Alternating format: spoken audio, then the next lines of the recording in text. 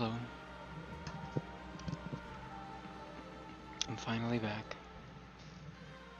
For, I've been a little busy and a little bummed out because of some things that have been happening in my environment. So I wasn't live during the week like I planned to be, but that'll change today. Anyways, this is something that I'm doing as, gaming is my biggest hobby right now, aside from, watching movies and shows.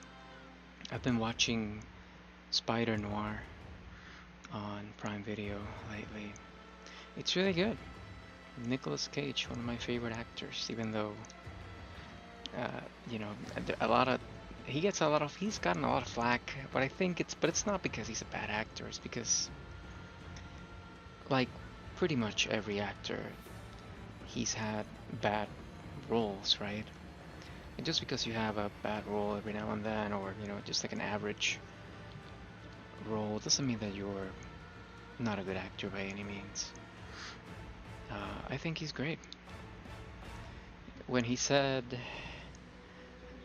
we have to steal the Declaration of Independence, that really hit me. That really stuck with me throughout my uh, college life. I think that was more or less when he made that movie. So anyway, it's a really nice show. I've been watching it on. Yeah, he's basically Spider-Man, but in his 50s or something, and it's set in like 19 what's it, like maybe like 1960s New York or something. So it's like, or 1950s New York, and so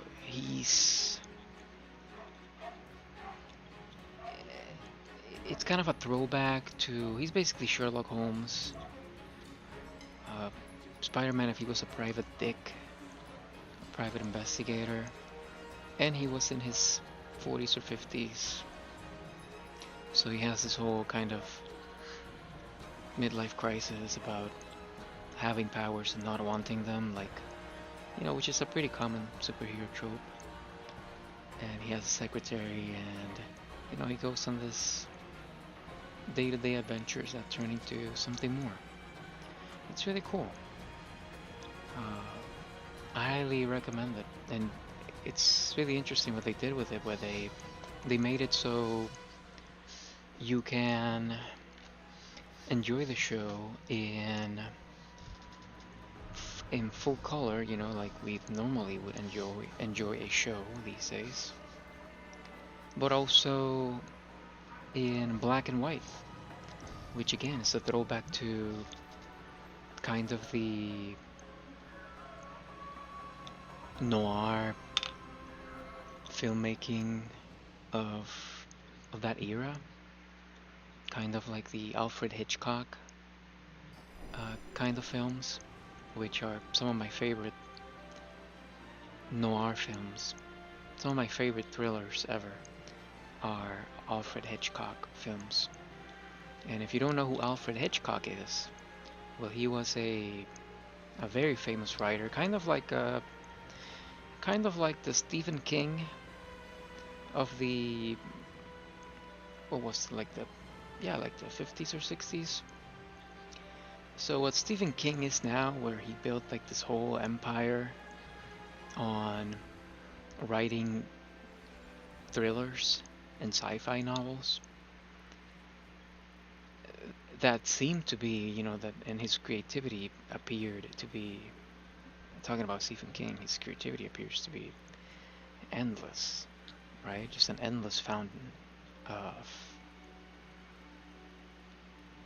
just thrilling novel writing. Well, Alfred Hitchcock was basically the same thing. Well, he wrote a bunch of novels, thrillers and noir theme kind of thing, where it was usually that kind of trope where some mysterious crime happens, someone mysteriously dies, they leave behind almost no evidence, and someone somewhere takes it upon themselves to get to the bottom of it. and and there's always all these twists and turns, and I would say that most if not all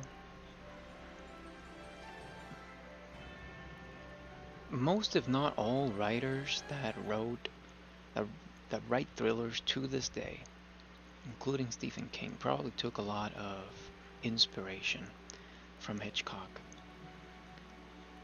So if you've never seen any of his films, you can usually find some on streaming services.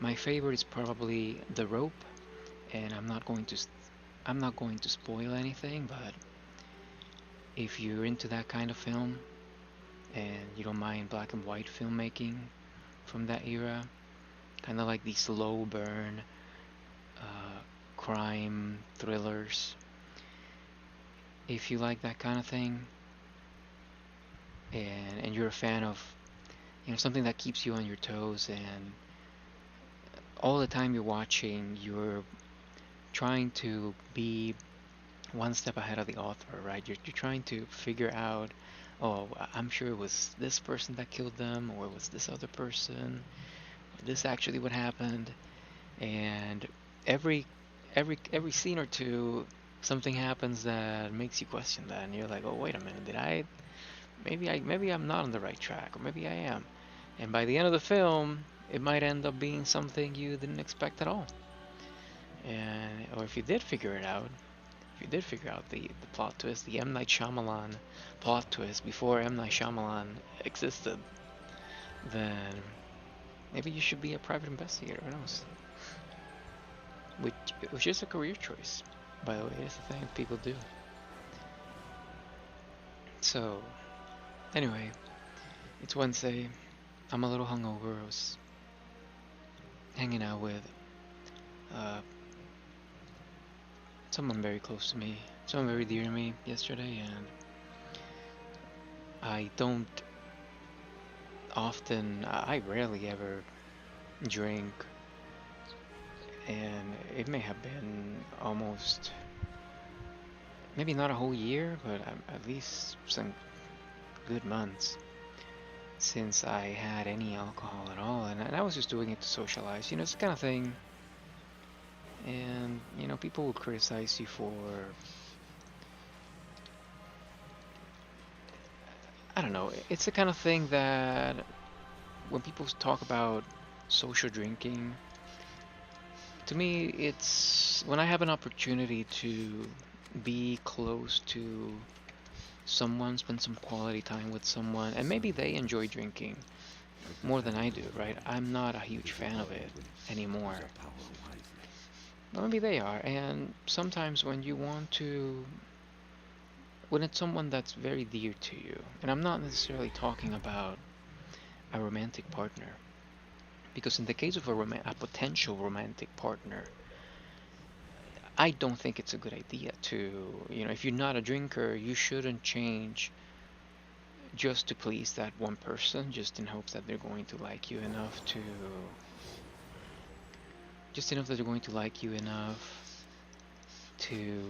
want to spend more time with you or accept you as you are.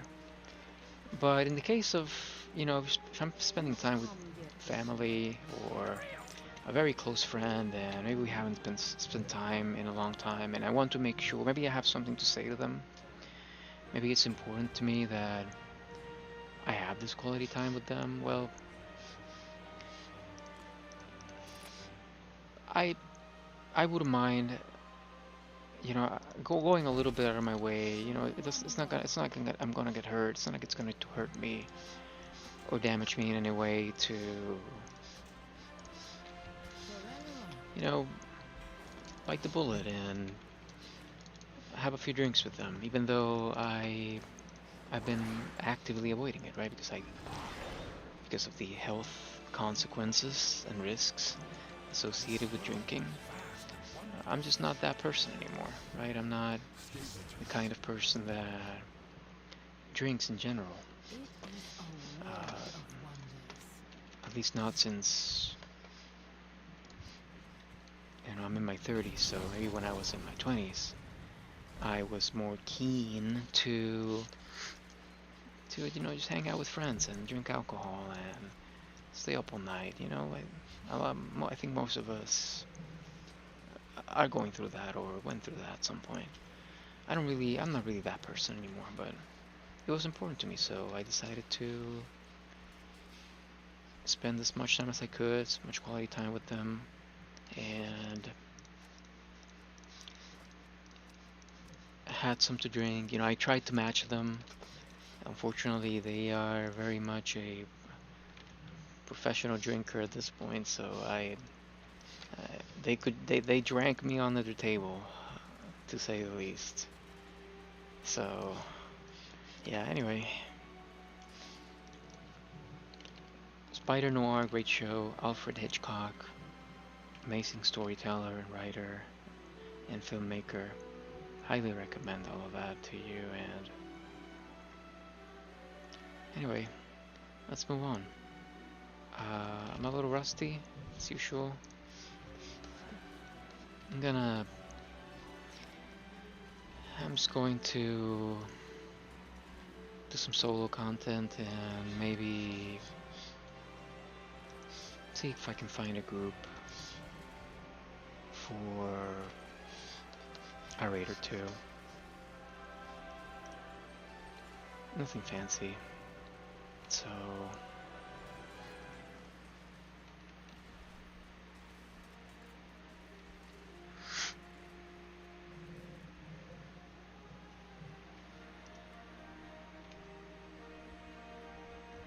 and just kind of take the rust off and do maybe do a mythic or two, or I might just do some solo. I might just do my delves and just get my mythic crests to catch up a little bit, because I've been slacking. But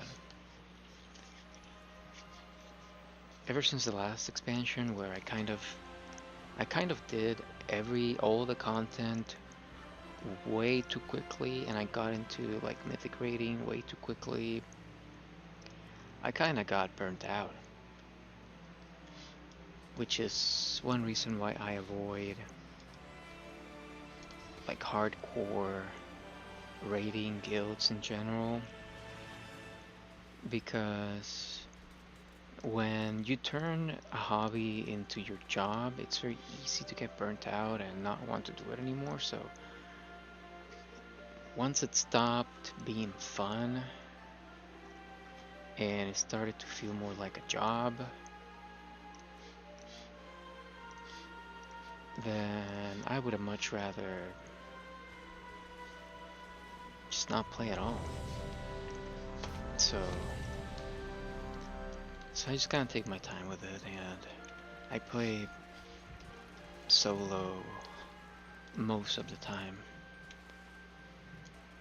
And when I used to play classic or like vanilla content back in the day, and when classic came out,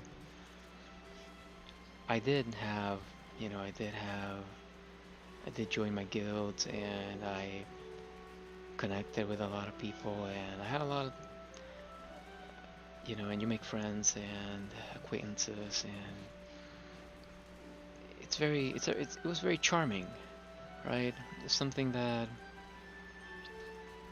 you don't really, that classic WoW did a great job trying to bring back and emulate, and it attracted that kind of player again, the kind of player that just enjoyed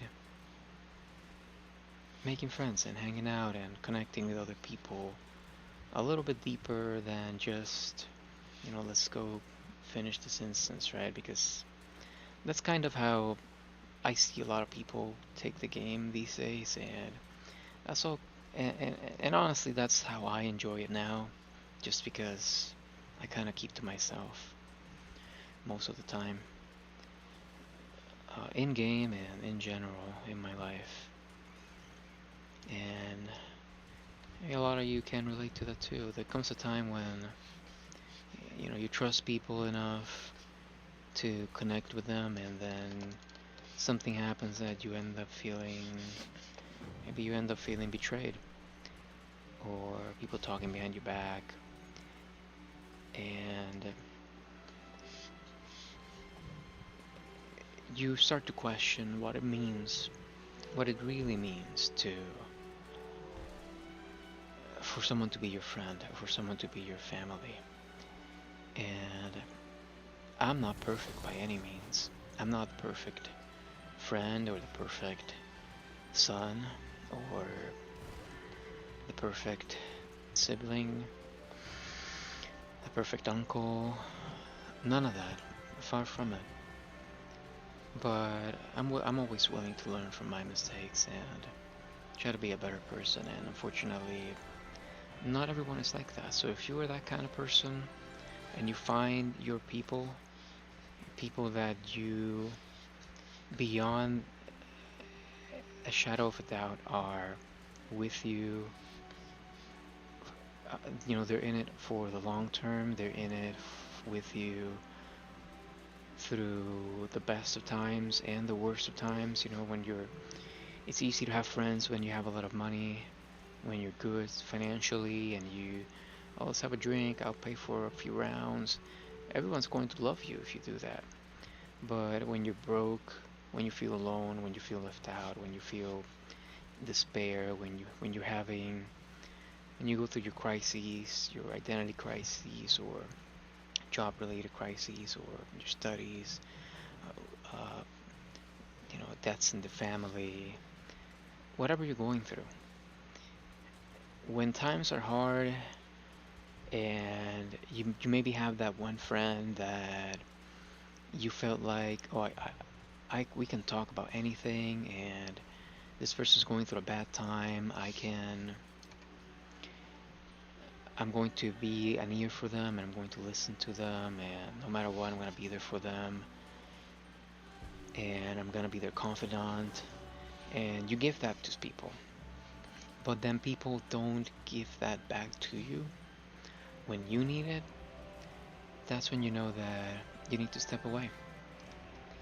That's when you know that maybe that's not your real family. That's not your peer group. That's not a real friend. But if you ever find someone where they give you they trust you enough to come forward with things they feel insecure about, and they can talk to you about anything, about their own problems, and they ask you for advice. When someone asks you for advice, like real advice, or when you give it, or you give it to them, or they give it to you, even if it's unsolicited, but it's really good advice, and you can tell they're listening, and you can tell that they're there for you, and that you're there for them. And when they're willing to do that for you when you need it, when they're willing to just sit there for an hour or two, when they're willing to buy you that round of drinks when you don't have enough money, when they're willing to, just sit there and lend an ear, non-judgmental, and not make fun of you, and not troll you, not laugh at you, not say anything, not speak bad about you to anyone else based on what you're telling them, that's when you know you have someone that's real and that will love you for who you are, and that can be a real friend. So if you find someone like that, don't let them go, if it's been days or weeks or months or years, because when you have someone like that, years can go by, and you can speak to this person again. Hey, I thought about you. I saw this meme and I thought about you, so I'm sending it to you. I know it's been a while. I hope you're well. And they send you that message, and you send them one back. Hey, how you been? It's been so long. Like, I remember when we used to go here and we used to hang out at this place and we'd talk for hours. And you were there for me when X happened. Yeah, I remember. And all of a sudden, maybe it's been years, and you speak with them again, and maybe you pick up the phone or you meet up again, and it's as if no time at all has gone by. It's as if we were just hanging out and connecting the day before. And the trust is still there and the love is still there. That's how you know that it's someone special. So treasure them and look for them, and never let them go, because friends like that are really hard to come by. So anyway, why was I talking about that? I'm just here to do some doves. So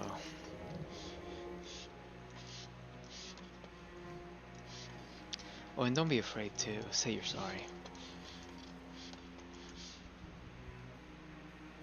Don't be afraid to admit when you hurt someone's feelings.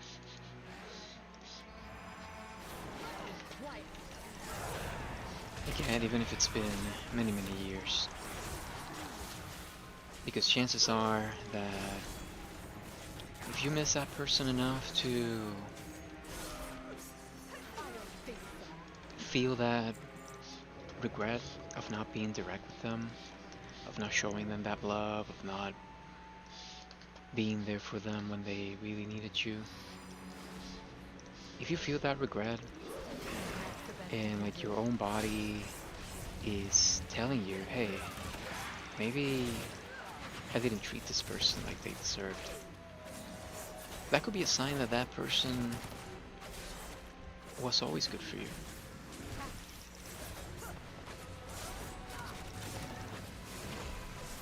Not always, right? There's people that also have toxic relationship patterns, and they,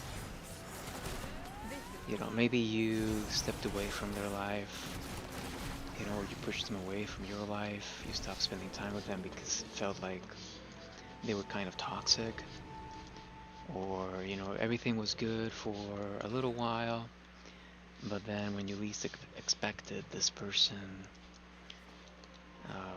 you find out this person was talking to someone, saying things behind your back, or they were making fun of you, and maybe they didn't see it. Maybe they might tell you, oh, but I'm sorry, I didn't mean anything bad by it, I was just messing around. Sometimes that's toxic behavior, and you have to be careful with that, because those people, they'll say that they'll claim to be your friend for a little while, and in a weird way they might be, but if you always feel like you have to be on guard with that person, and when you least expect it, they always say or do something that hurts your feelings, without fail, right? Without fail, you give them a chance. It's been a while. Maybe they are sorry for what they did or said back then.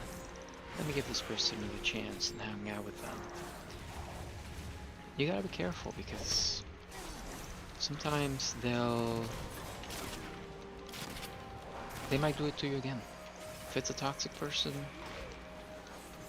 it might feel like they're your friends, it might feel like they're good, it might feel like they want what's best for you, and in a weird way, maybe they do. Until they betray you again. And all those micro betrayals, they add up, and they drain you, they drain energy off of you, so. And there's people that just do that on purpose. They pretend to be your friend, or they try their best to be, right? They might not always be that they're bad people. They might try their dang best to be your friend. But something always happens, and you feel betrayed again, and you feel hurt. Well, as much as you might feel for them, maybe it's time to cut ties with that person and wish them the best and safeguard your own energy. And that's something that you learn the older you get, that your energy and your time is energy, is very valuable. And the older we get, the more we realize I don't have enough energy, I don't have enough time to waste on people that are ungrateful, on workspaces, right? When you're at work, whether it's your coworkers or the job itself, right? If you work for a company,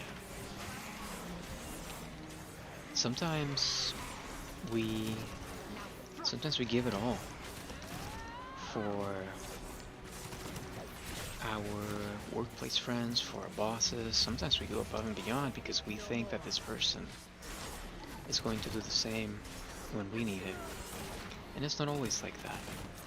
So it's always good to vet people, and the same way that people will test you, the same way you can test them as well. You put them to the test. Maybe you tell them something about yourself. Never tell someone everything about yourself. At least. Whoa, why is she dying so quickly? Holy guacamole! Wait a minute. This is serious. Hold on, guys. Okay. Jeez, wait a minute. Hold on. This ain't normal.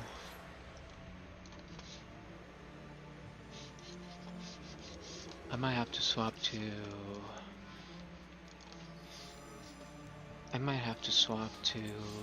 Valera to being a healer. Because it seems like maybe it's this variation of this particular delve that's a little damage heavy. Because normally I don't have an issue with these, but unless it was a patch or something and they buffed it, or maybe I'll just chalk it up to me being a little rusty. But I normally breeze through these, so.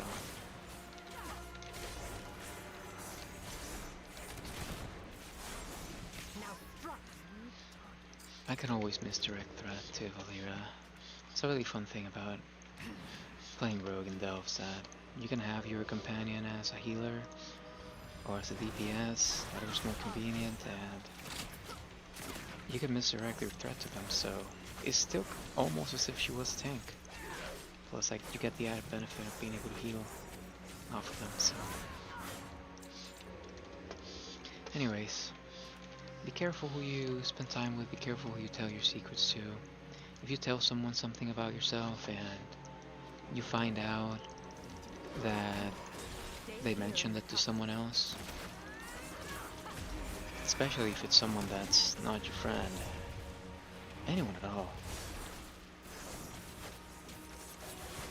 it's very likely that that person is going to do it again. So, same thing with relationships, any kind of betrayal, really, any kind of misuse of trust, any kind of, you know, being cheated on,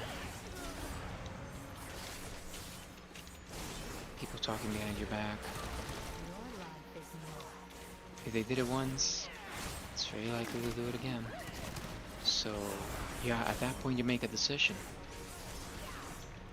Especially if it's a romantic partner or prospect. There's some people that are just, they might be a pleasure to be around most of the time, but they might have some toxic tendencies. They might just be a cheater, right? That's just in their nature, to put it that way.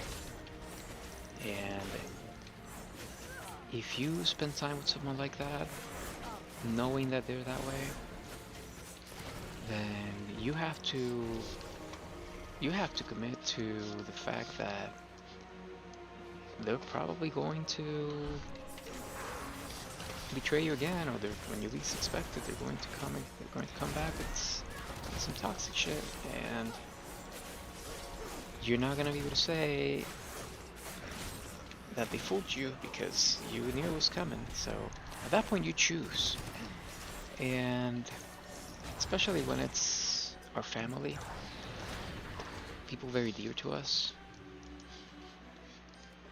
You know, I'm guilty of accepting people, you know, or taking them back sometimes, right? But only if it's a close relative, someone that I deeply love and care for. And I can have boundaries, right? I'll put boundaries, okay. I'll be more wary of telling people, gosh dang it, I'm a little distracted. You know, I'm definitely going to be more wary about telling this person everything that I'm doing, telling them my plans or secrets, because they already proved to me that they will most likely not keep a secret. So at that point, I am choosing to accept them and love them as they are, for better or for worse. Did this just reset on me? Oh no, it's just fucked up.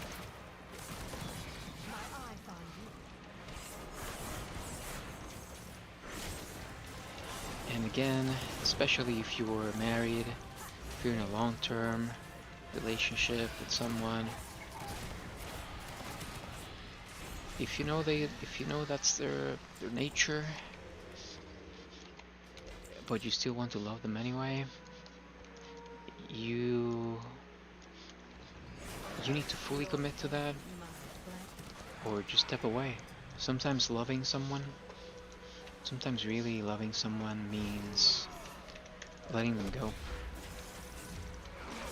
You know, I love you, so I have to let you be. I love you, and I know that I'm not good for you. Because when you're mature enough, sometimes you come to the realization that, hey, maybe I'm the problem. That happens sometimes. You have to be careful with that, because sometimes we'll be gaslit. We can be gaslit into thinking that we're the problem, when in reality it's that person that is promoting this toxic cycle of attention and inattention, and you know, that push and pull kind of thing, where they give you attention and they take it away. Okay, hold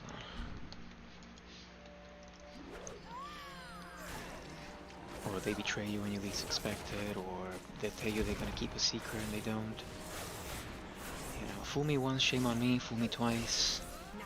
Oh, no, that's not how it goes. Fool me once, shame on you. Fool me twice, shame on me. And that's very true. The first time, hey, you did that to me, please don't do it again. But the please don't do it again is, you have to be ready. If you're gonna keep spending time with this person, you have to be ready for them to do it again. So you either make the conscious choice of staying with that person, having your energy drained, having your time drained, because this person's important to you and you want to be there for them for whatever reason. Maybe they're your wife or husband. Then you really have to love them and accept them for who they are, or not at all, or just walk away and save yourself the time and energy that's valuable to you, and give them the chance to maybe find someone that's just like them. Usually people like that, they often attract people just like them, and maybe those are the kind of people that not only do they deserve to be around, but also they need to be around that kind of person too, because they understand each other. It's like my dad used to say, crazy people get each other. And it's very true. You know, people will flock to their kind, people that understand them. And we all have some kind of craziness going on. We all have We all have something a little weird about us. We all have something a little unusual about ourselves.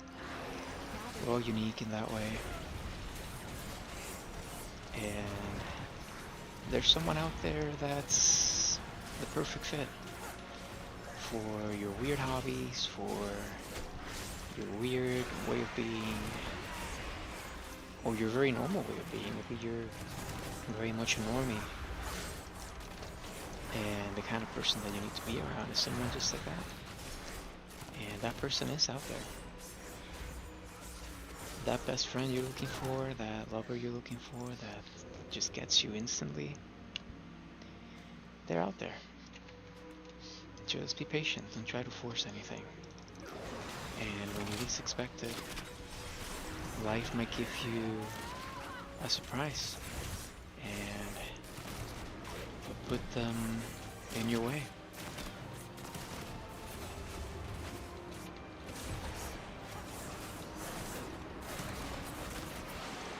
Anyway, I talk a lot, huh? Sometimes. Just sometimes. Sue me, alright?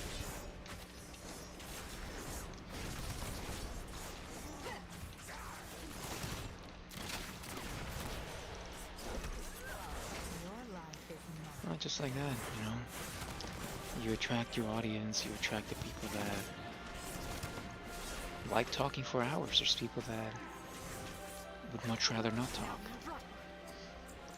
And there's people that just enjoy having a drink with you somewhere in silence. And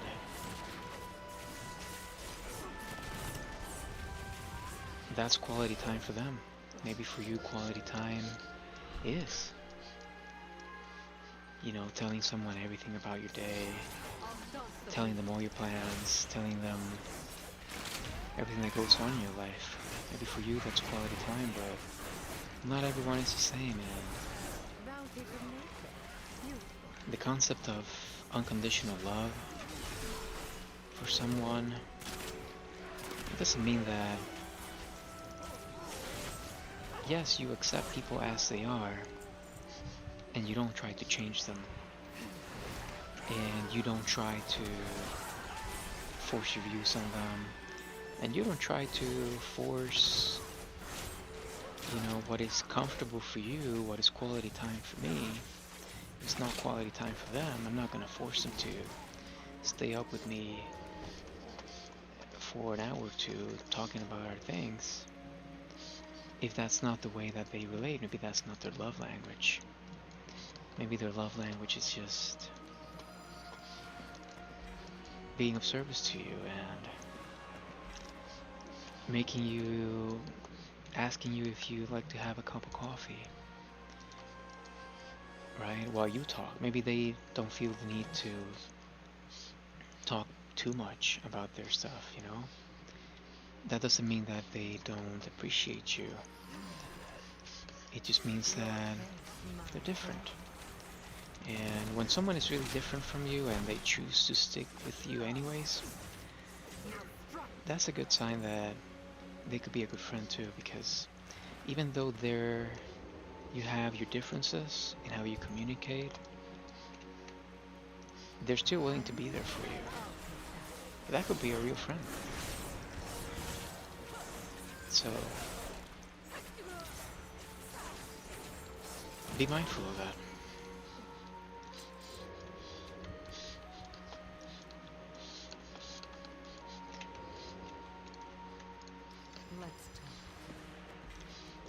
And treasure them and hold that person close, because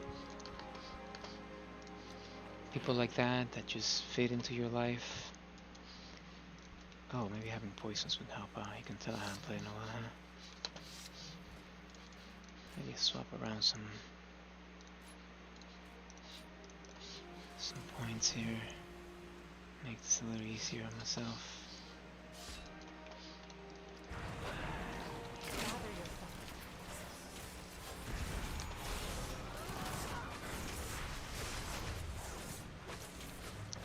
focus on this for a moment.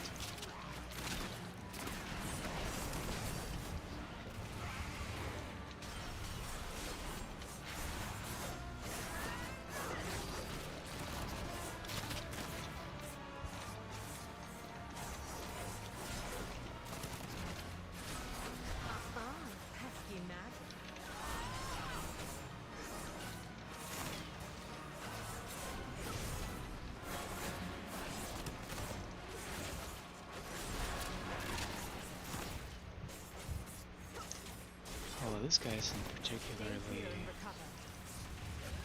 difficult.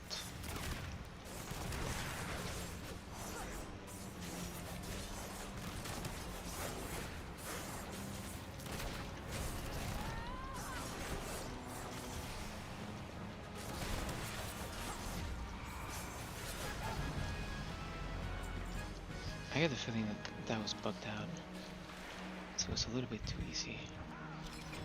The trash was harder than the boss.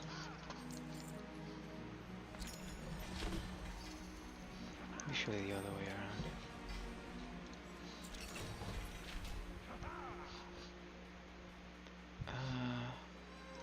Pass on that, I think.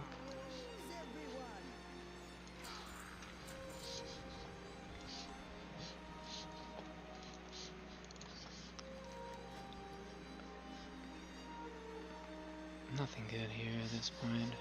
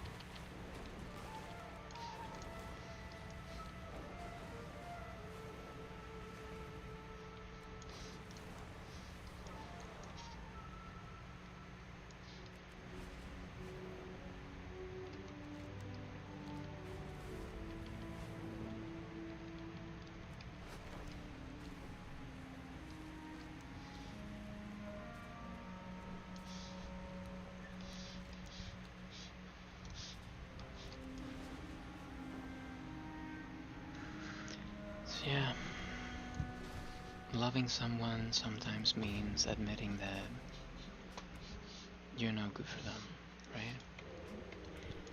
And or that they're not good for you, and that you're better off not wasting each other's time. You're draining each other's energy. Right? The people that are your true friends and the people that are really compatible with you, you know that that person is finally arrived into your life because you could spend hours with this person and not feel drained. On the contrary, you might feel revitalized. I can't wait to spend more time with you again. Like I feel so like I came back home after spending time with you, and I just wanted more. And I just wanted more and more and more. And I feel full of life and full of energy when I'm with you. Those are the kind of people that you want to always have by your side. But if you spend time with someone and for some reason, for some mysterious reason that you can't quite put your finger on, you spend time with them and you get back home and you're like drained and you're like, oh, I don't want to do anything else, or like, oh, or just thinking about spending time with this person again. Just thinking about it drains you. Then maybe that person isn't it. Always look for someone that fills you with hope, that feels happy when you're happy, that celebrates all of your victories with you, big or small,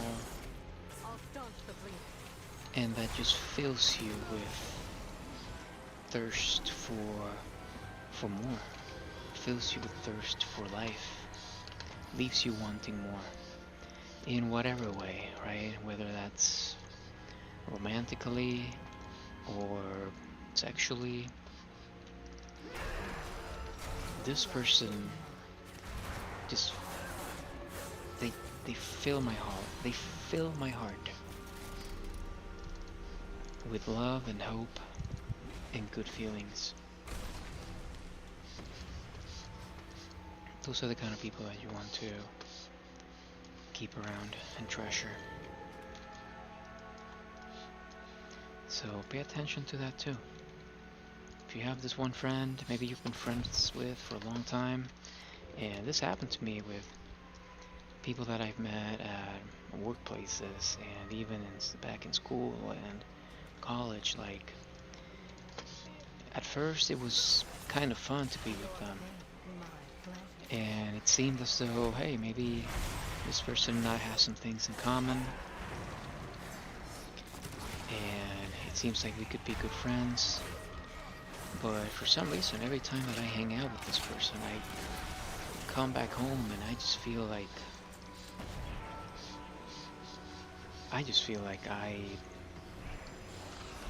I'm done. Like I'm not exactly looking forward to spending more time with this person. And maybe I fool myself, and I fooled myself into thinking that, yeah, maybe this person is good for me. But then as soon as I went out of my way, or it felt like I had to go out of my way to spend time with them again, it felt like I have to walk on eggshells around this person just for it to feel like we can have the friendship in the first place. That's a sign that maybe that person ain't it. If you have to feel like you're walking on eggshells around this person, if you feel drained after spending any amount of time with them, or even just talking on the phone with them, this person might be draining you of your time and your energy, and they might not even be doing it out of malice. It could just be that they're not compatible, or it could be that they're doing it out of malice. It happens, it really does. You know, evil exists.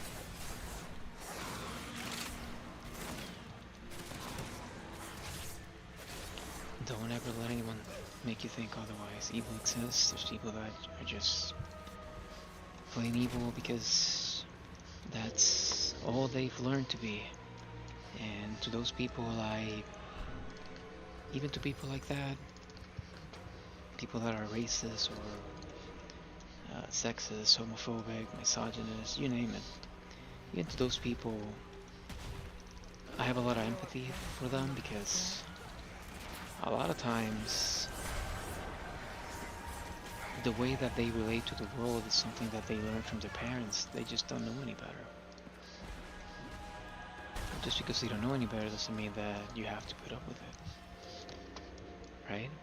So, be mindful of that always.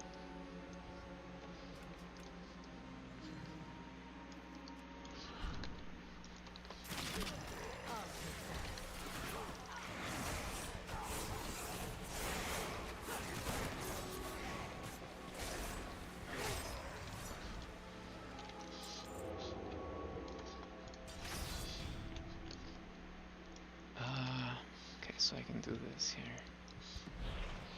I don't think I've ever had to use this before.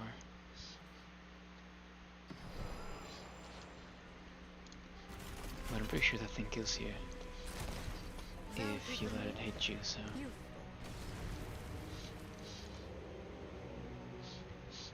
Wait, I haven't unlocked this one, have I? Oh, I did, okay.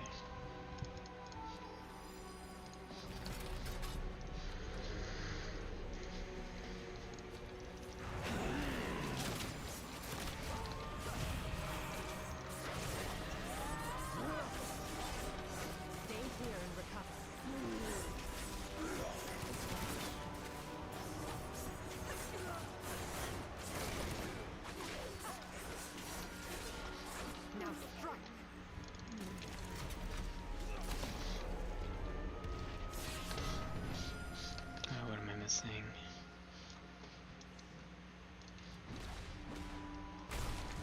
The pleasure is mine.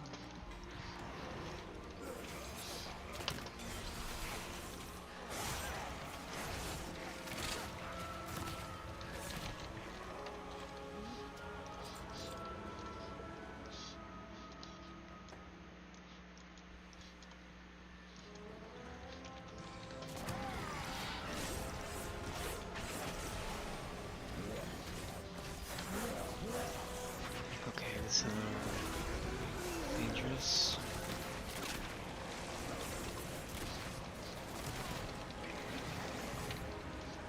I'll staunch the bleeding.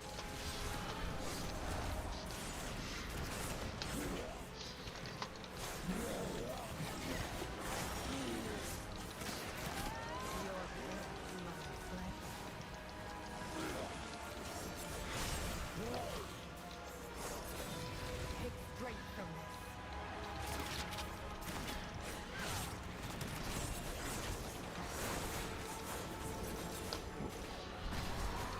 Now strike.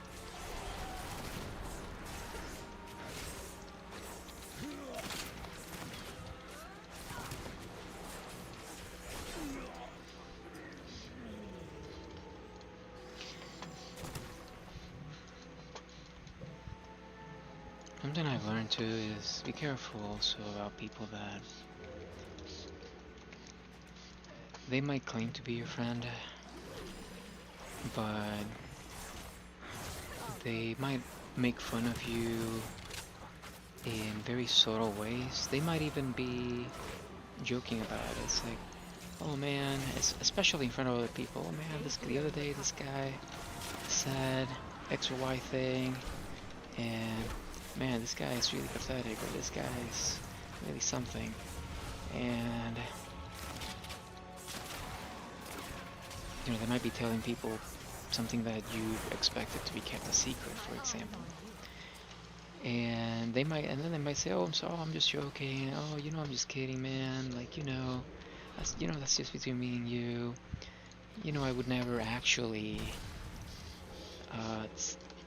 talk bad behind your back. You know, I would never actually make you feel bad, right? You know, I'm just joking."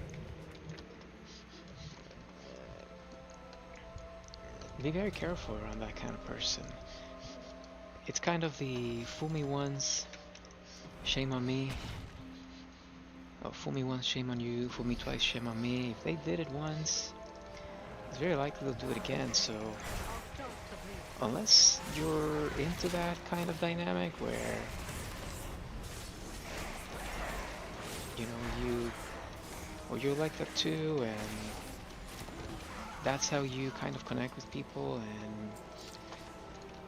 and at the end of the day you always laugh it off and everything's okay. If you're like that too, if that's your love language, because some people just, I'm not like that at all, but I understand that some people, that's just how all their friends are, and we joke around with each other, and the jokes might get a little heavy sometimes, but at the end of the day, we all understand each other, and we know that we're all kidding, and this is how we formed our friend group, and this is how we learn to connect with each other. That's one thing. But if that's not your love language, if that's not how you like to relate to friends, if that's not how you like to foster your relationships or deepen them, and you're a more serious person, there's no reason for you to accept anything less than what you think you deserve. It's the same thing with friends. And needless to say, with romantic prospects, you don't have any reason whatsoever to tolerate that kind of behavior if it's not something that if you wouldn't tolerate it from your family, for example, why the heck would you tolerate it from anyone else?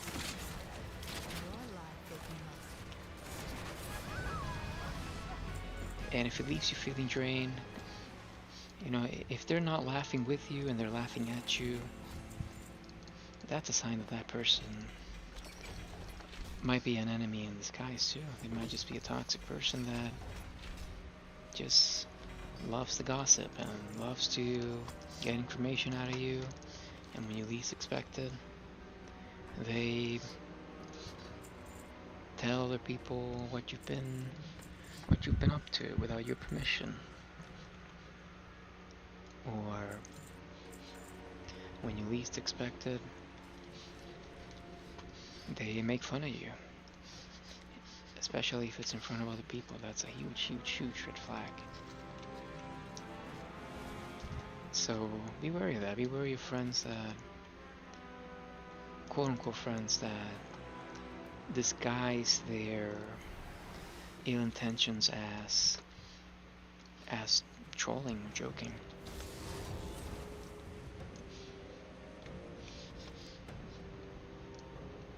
And they always try to play it off as a joke. But if they keep doing it again and again, and they say they're sorry with a grin on their face, there's a good chance that person isn't sorry. And again, they might not be doing it out of malice. Some people are just like that. And to each their own. You have to love yourself first. If you believe in God, or God, the universe, source, whatever you believe in. If you love God, you love yourself first. You love God, you love yourself. And then you love your friends and your family and everyone else. So you have to come first. Your peace always has to come first. And if there's even the slightest chance that you feel someone's making fun of you or someone's talking behind your back, if you get that itch often, or if you get that itch at all, trust your intuition. Whether you're a man or a woman, whether you're male, female, queer, whatever you are, we all have intuition. Our intuition is a powerful thing to have. And some people might think, oh, intuition, that's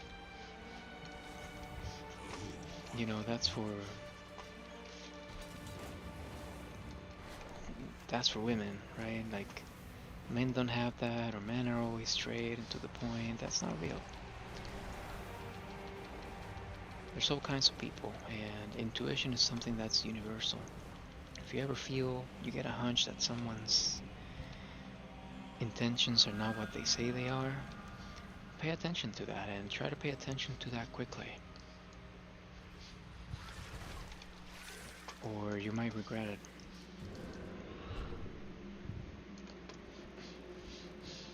What's up there, huh? I don't think I've been to this one. Oh no, I think I have. This is probably my least favorite though. If it's the one I'm thinking of.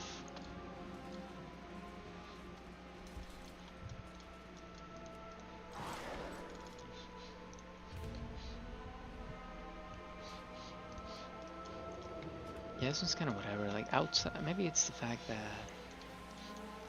when you hear the word dungeon or even delve, it felt, you kind of expect it to be kind of an indoor thing, a cave, a mine, a temple, and maybe it's a Dungeons and Dragons way of thinking, right? That when you think about a dungeon, then you think about a castle or a haunted mansion or some kind of cave or dungeon that you can't escape from until you solve the whole puzzle, you go through the whole thing. Maybe it's just because I'm used to that D&D way of thinking. Because that's usually what in Dungeons and Dragons, that's what a dungeon is, right? It's some kind of cave, something indoor, and it feels weird when it's outdoorsy, though it doesn't mean that there's anything inherently wrong with it. This variation is actually fine. There's another variation where you have to break a bunch of like little vases, containers of void energy or whatever, and quite frankly, it just takes. It's just tedious. It's just tedious.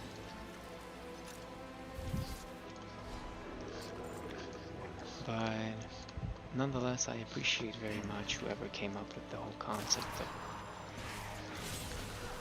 delves and solo content in the first place, because sometimes you just want to hop on and press buttons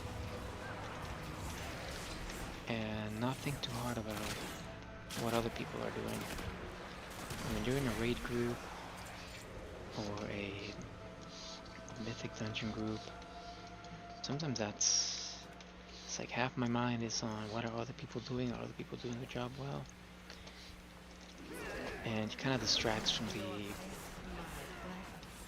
experience, to put it that way, of focusing on what I should be doing. And it might just be my anxious nature. Maybe it's just the fact that I'm just an anxious person and I'm always very wary about what other people are doing. Maybe because I want to help them, or maybe because I want to make sure I guess for me it's usually that I just want to make sure that if there's something I can do for them, I can do it, right? But that can sometimes be people pleasing in disguise, and when you people please too much,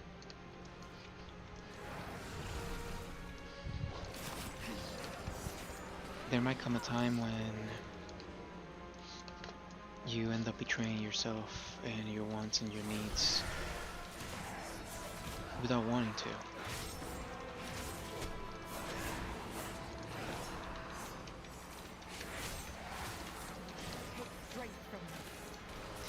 Or again, you might end the raid night feeling drained rather than feeling like you had a great time with friends. You feel like, oh man, that was such a drag. Like, oh man, yeah, we finished the raid, we finished the night, we finished the thing, we finished the project at work. But man, I feel really drained. Like, I don't even want to come back to this tomorrow. I don't even want to come back to this next week. And that's how you know that maybe that group isn't for you. Or maybe that business venture you're in, maybe that partnership you're in, maybe that project you're trying to build, or maybe that business partner, maybe that raid partner, maybe that raid leader, maybe that guild, that friend group, maybe it's a sign that they're not for you. because sometimes sometimes you might be the odd one out, and you're like, man, like I feel really drained after spending time with these people, but it seems like everyone else is getting along really well with each other. Am I the problem? And no, you're not. You're not a problem. You're just different. And again, to each their own. Maybe they feel really comfortable around each other because they have the same communication style. And your communication style, your love language is different. And there's nothing wrong with that. There's nothing wrong with that. You just have to recognize it. And again, you say, hey, I love y'all. So I'm just gonna step out and leave you be because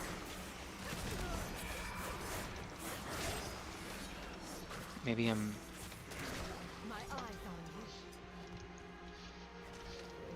maybe hey, and maybe you might even feel like you're the one that's the what do you call it? You're the party pooper, right? Sometimes you might feel that way. It's like, man, maybe I'm the problem, maybe I'm the party pooper, maybe I'm the one that's ruining the fun for everyone else because I don't get them. Right? Maybe they don't get me. And that doesn't mean that you're a problem. It just means that that's not your people. That's not the friend group that you want and deserve to be in.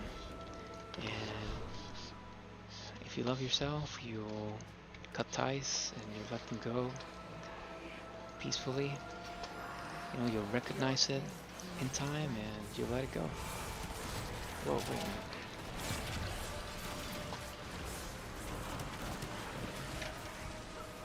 And you move on to bigger and better things until you find a group of people that fills you with energy. That you can spend hours with them on Discord, on raid night. You might not even be playing the game. You might just be chatting and sending each other memes. And at the end of the day, you feel so full of hope and life and fun that you can't wait to do it again. That's how you know you found your people. I cannot wait to spend more time with them. I cannot wait to hop on the game again next week. Same time, same place, and spend more time with them. That's how you know that you found the right environment for you to thrive in.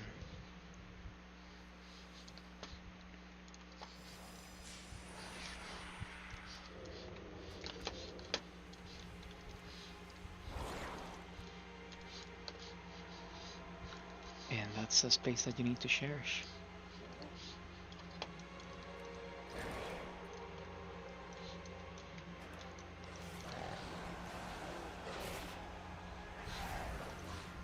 That's the job that you need to cherish. If you find a good job, pays pretty well, heck, even if you thought it wouldn't be your cup of tea, for those of you that just work 9 to 5, maybe you didn't even think that that kind of work would be your thing, but hey, you fit in, you don't feel drained at the end of the day, you feel like you can do more, it fills you with energy or hope, it fills you with some kind of purpose.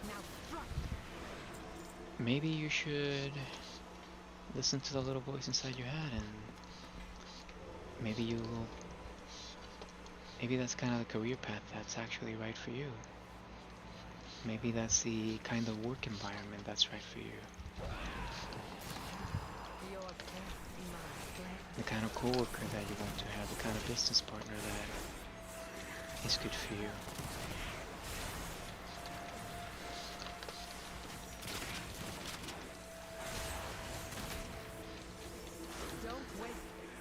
But even if a job pays well, at the end of the day, you feel drained, You feel exhausted.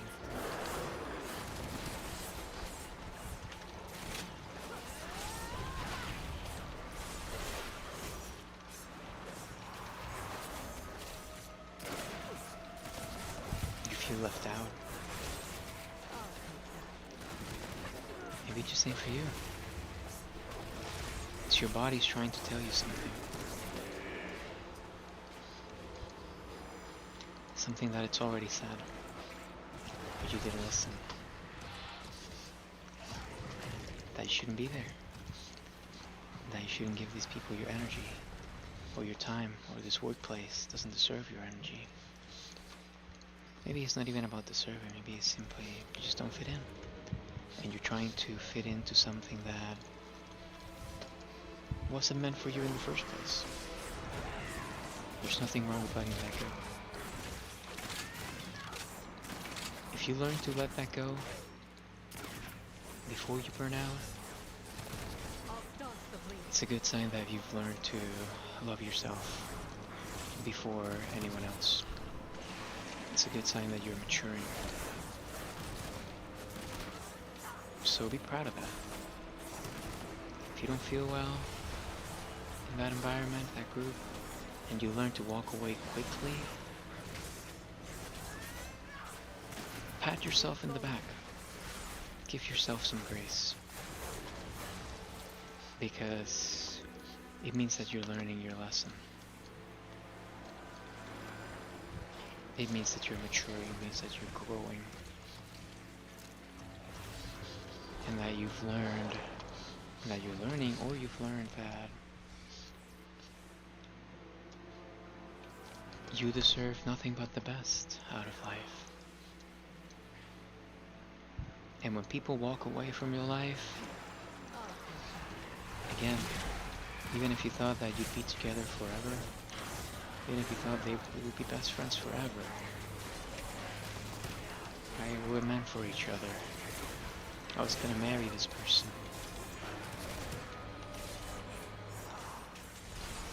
Life has a way of teaching us valuable lessons from the people that we least expect them from. Sometimes it's people that we hate. Right? Hate is a strong word. Sometimes it's people that we don't like. Sometimes it's from the people that are closest to us. Sometimes from the people that sometimes the betrayal that we least expect is from the ones that have always been there for us. And maybe one day they had a moment of weakness. Maybe they're changing for, instead of changing for the best, they change for the worst. Sometimes that happens. Sometimes it's temporary. Sometimes it's temporary. Right? People go through their own ups and downs, through their own cycles. Life is all about cycles.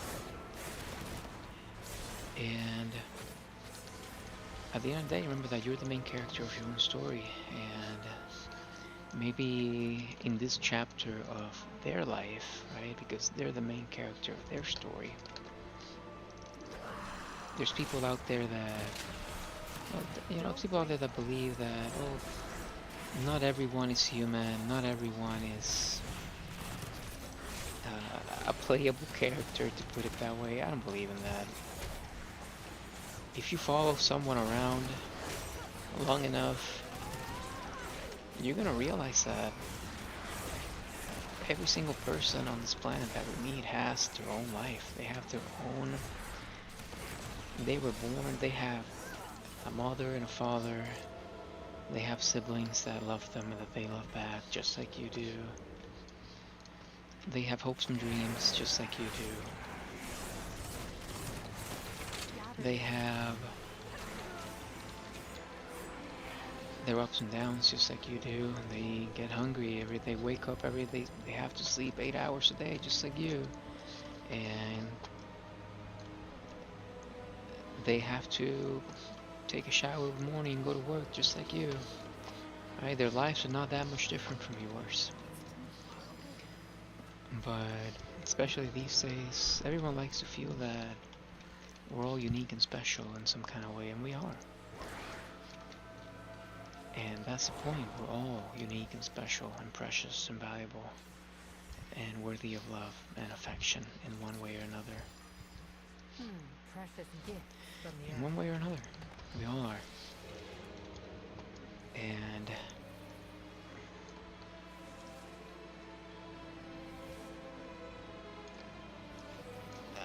I don't believe in that. Oh, some people are NPCs, or some people are generated out of thin air. You know, you lose. That's where you lose me. That's not real.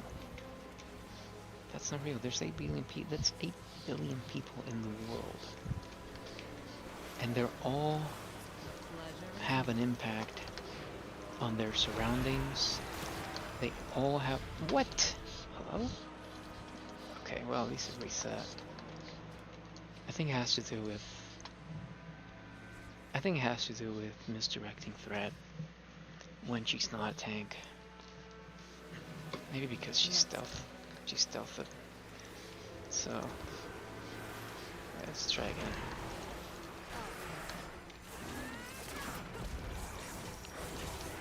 Oh, kinda sucks. I wasted my pod. Oh, wait a minute. Oh.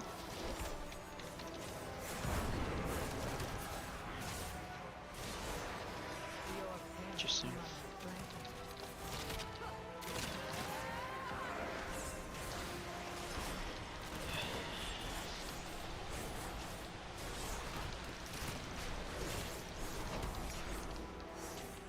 What is true is that we can learn something from everyone that we meet.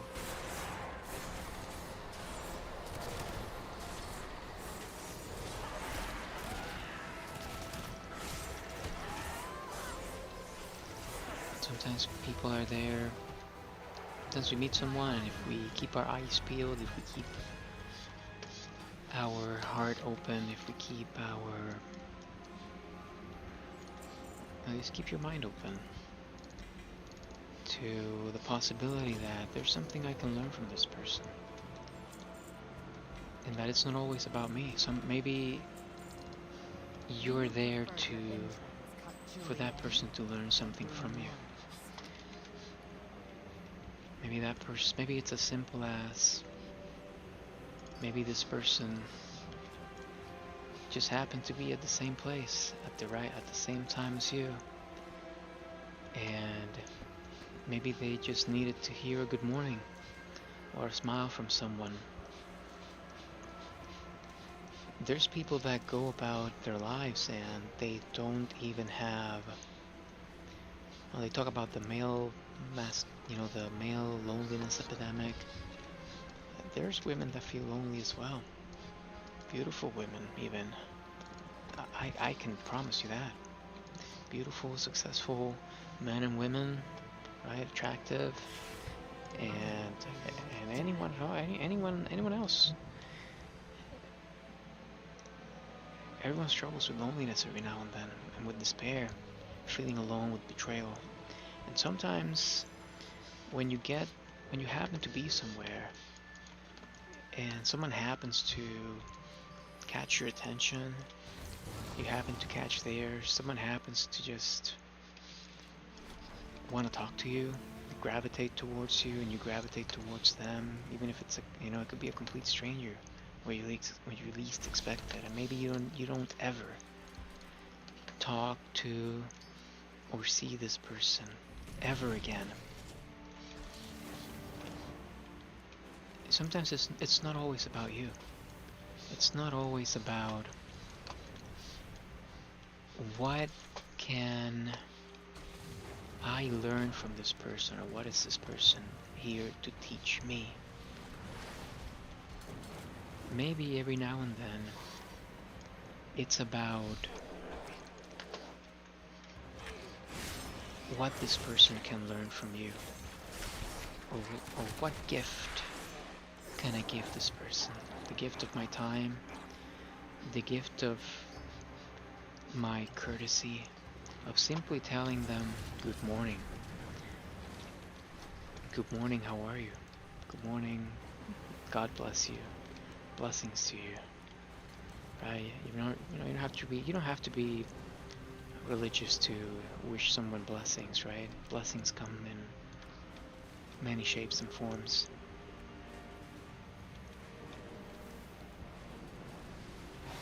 So if you're not religious, you can still wish someone blessings, wish you the best, and that could mean the world for someone. That could save someone's life. You'd be surprised how many people go about their day feeling so lonely, so alone, so wrapped up in their own head that they forget what it feels like for someone to even wish them a good morning. And if you're a person with a kind heart, that could be you. You could be that good morning. You could be that God bless that makes this person's day a little bit better and fills them with just enough hope to get by for one more day. Because there's people that are out there and they might look alright and they might smile on the surface. Deep down, they might be going through it. And you would never know a thing. No one would ever know a thing. How many famous singers, songwriters, actors? Robin Williams is the best example. He was always talking about, hey, I would never... Suicide is a temporary solution to... it's a permanent solution to temporary problems. How many times did he say that? In an interview, on TV, on screen. How many times did he put a smile on people's faces? How many times did he have a smile on his own face? Right? And he said that with a straight face. And yet he was going through it, and no one would have known better. No one would have known. No one would have known. And look what happened. He ended up taking his own life. And we can't take people like that for granted. Sometimes the people that show us the most love and affection,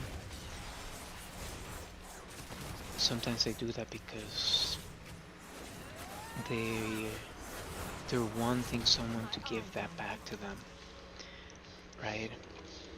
Or they know how it feels to be down in the dumps, to be going through it, to not have someone to reach out to not have someone just tell you they care, that they care about you, to not have someone tell them that everything's going to be okay. You could be that person in someone's life.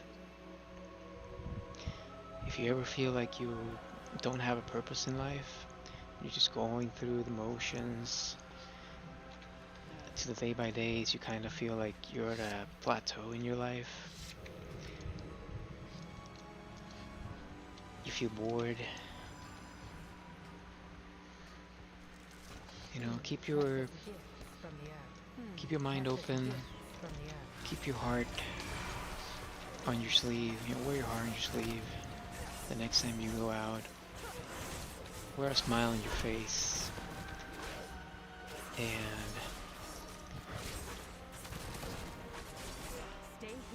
be that helping hand for someone be that helping hand, be that smile. Be that light in someone's eyes for just that one morning. And you might surprise yourself. And you might go to bed that night and you might feel energized and you might feel, whoa, I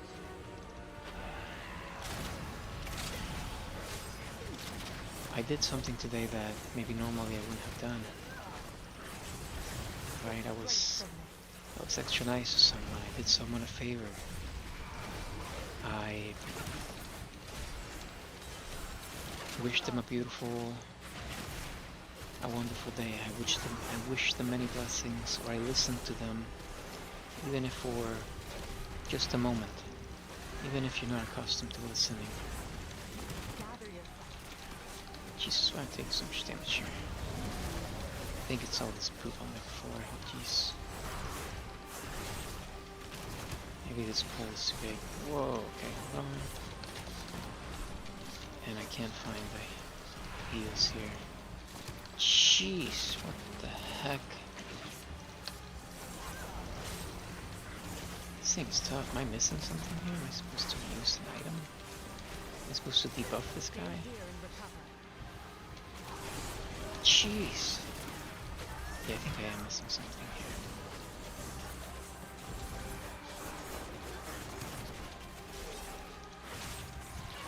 Maybe it was just a big bull. So anyway, yeah, just remember that sometimes it's not always about what you can learn from people. Sometimes it's your turn to be the teacher. Sometimes it's your turn to be the apprentice. Ups and downs.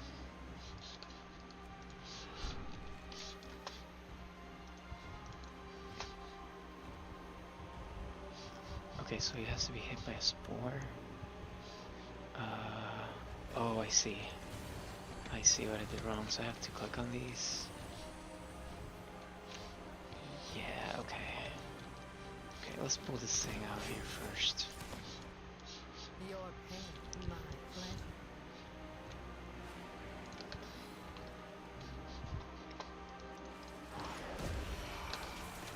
Gather yourself.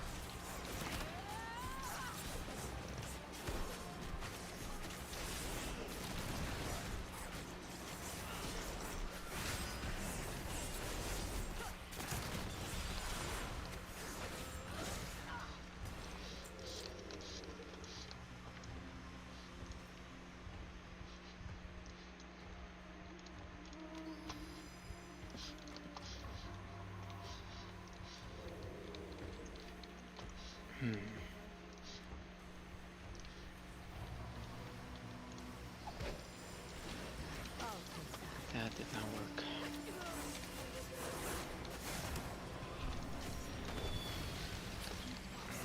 There you go. Here and recover.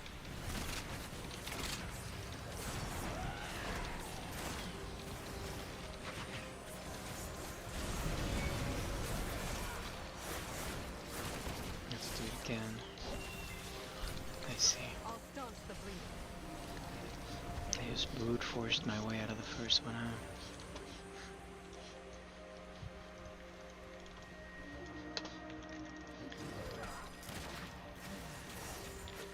That's fine. I like a challenge. I like fighting strong opponents.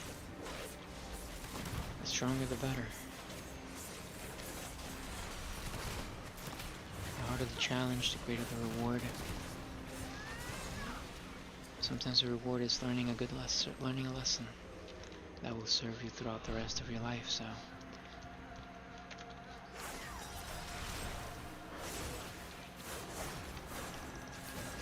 The next time you're going through it, just remember that what doesn't kill you makes you strong, makes you stronger. And you might learn a valuable lesson that Gather yourself. maybe you won't use, maybe you won't put into practice that same day, or that same week, or that same month, but maybe down the line somewhere, at some point, you'll be happy, you'll be grateful that you went through it. Should I even be in here? Wait a minute.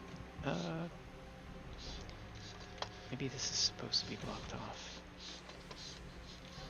I don't think I've seen this variation. Yeah, I don't think this is... It's gonna be at that end. Yeah. I'm going to assume that's a dead end. So then which way is it? Up here? Yep, it's up here. Yep.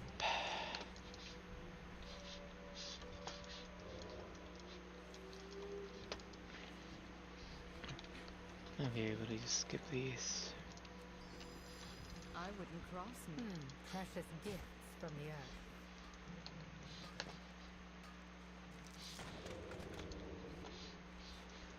Well, I kind of want to grab the I'll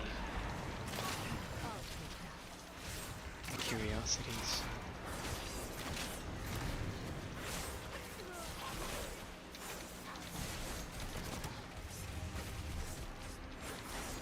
Stay here and recover.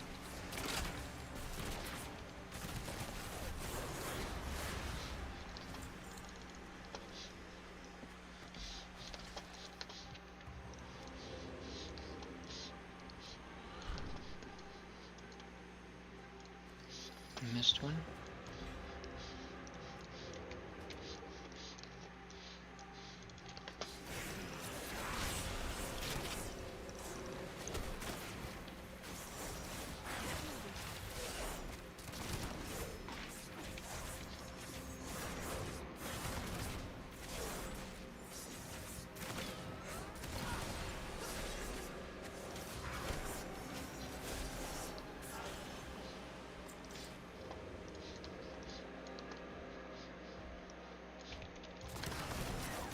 Your life is mine.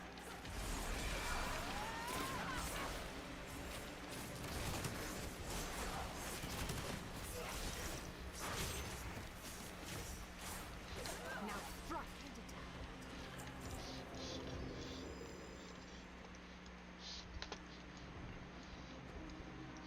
Hmm. Gather yourself. Oh.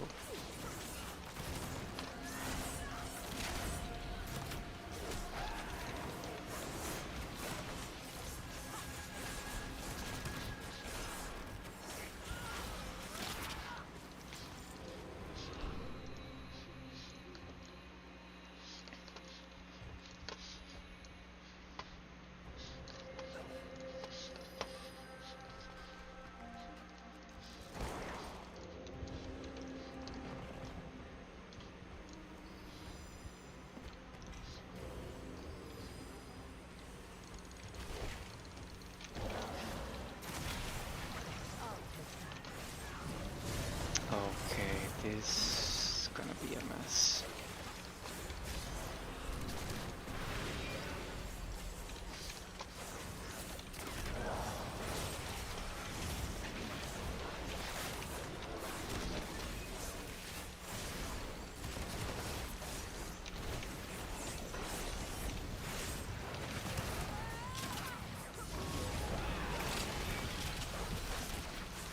Take strength from them.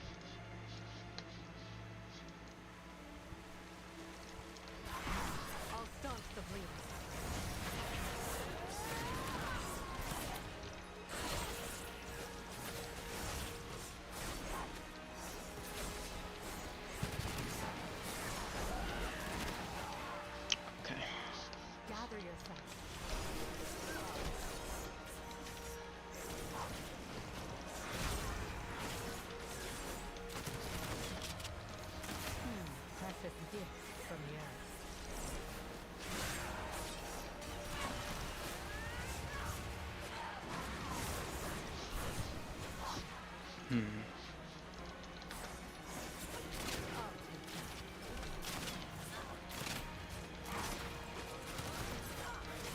Malignant chain, huh?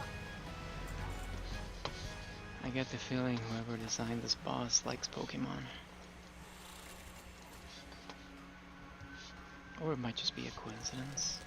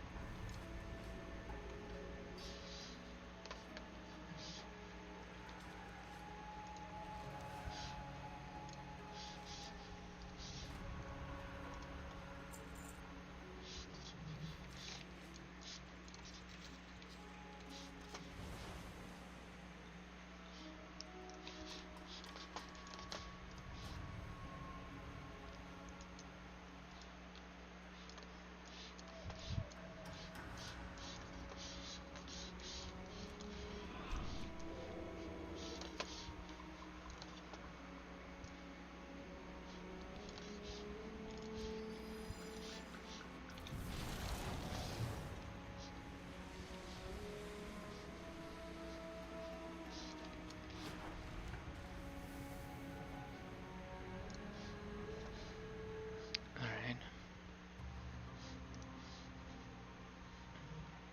I guess that's it, huh?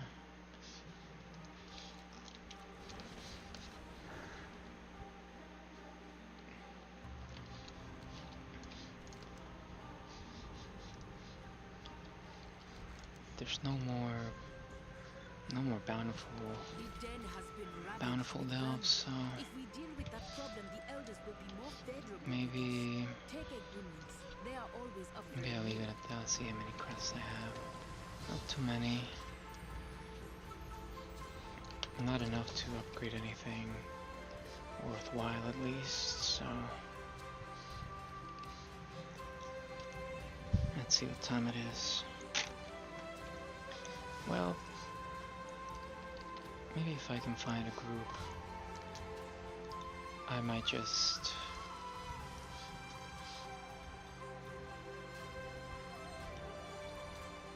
do a little raiding here, or maybe just do a mythic dungeon or two. It's not like I can get anything out of these, so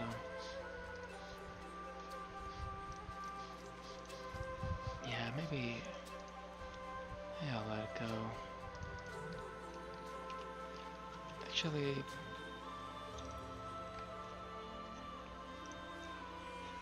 I don't mind doing this one. Ah, yes.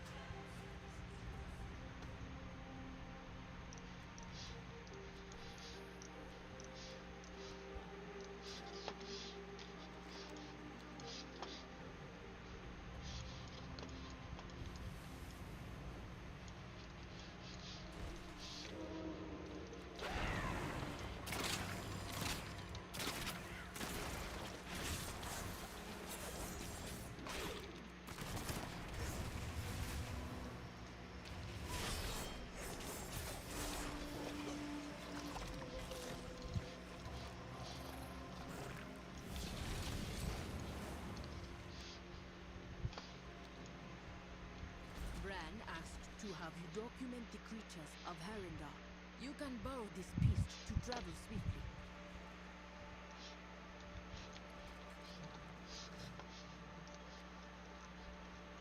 Yeah, I'm not gonna try to force this, I think.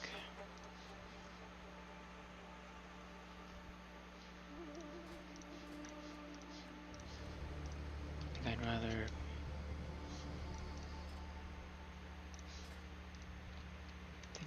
just do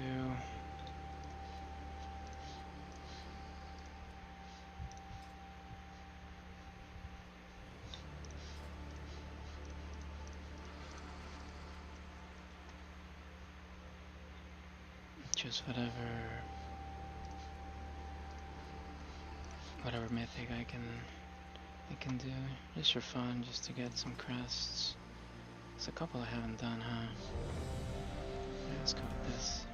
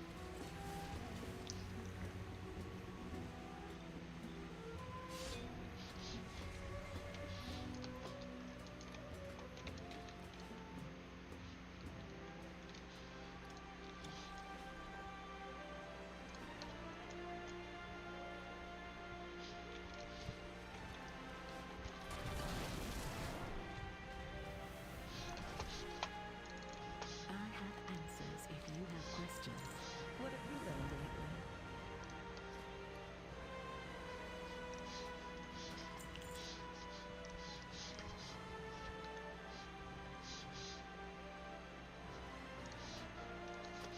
Remember, there's magic in discovery.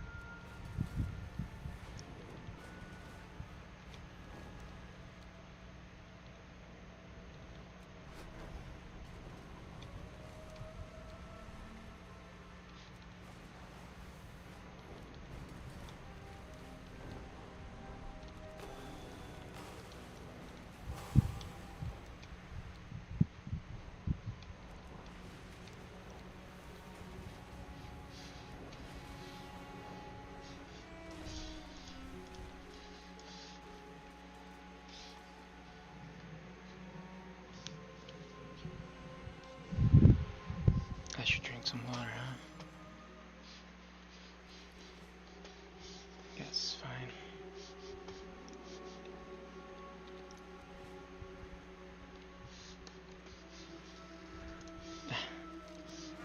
That's always fun.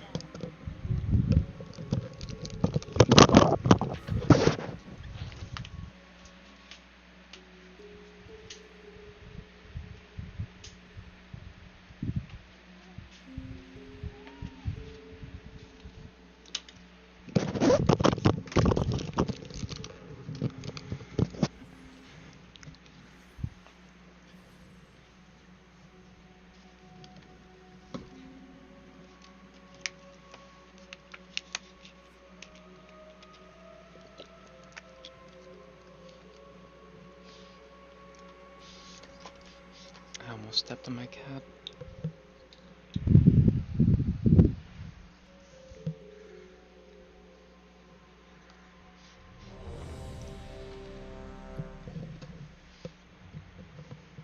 She was hiding in the shadows.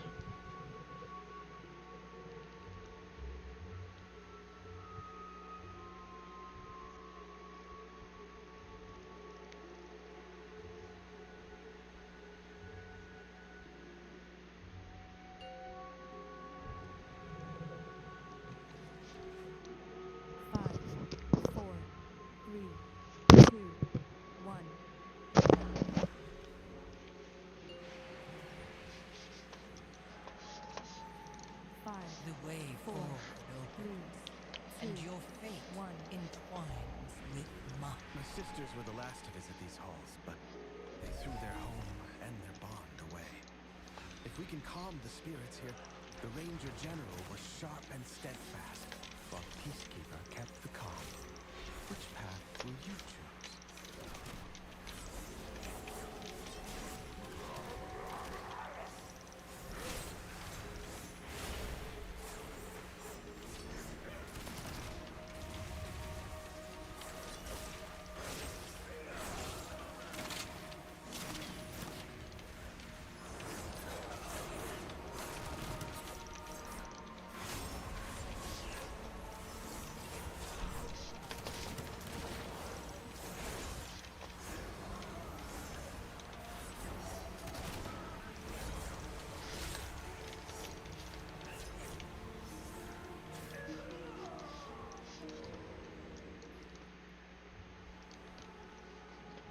As you can tell, I haven't played in a while, huh?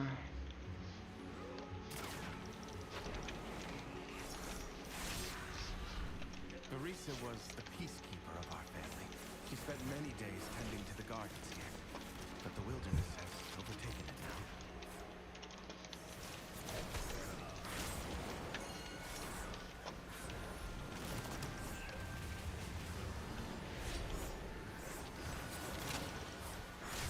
My power is transcendent.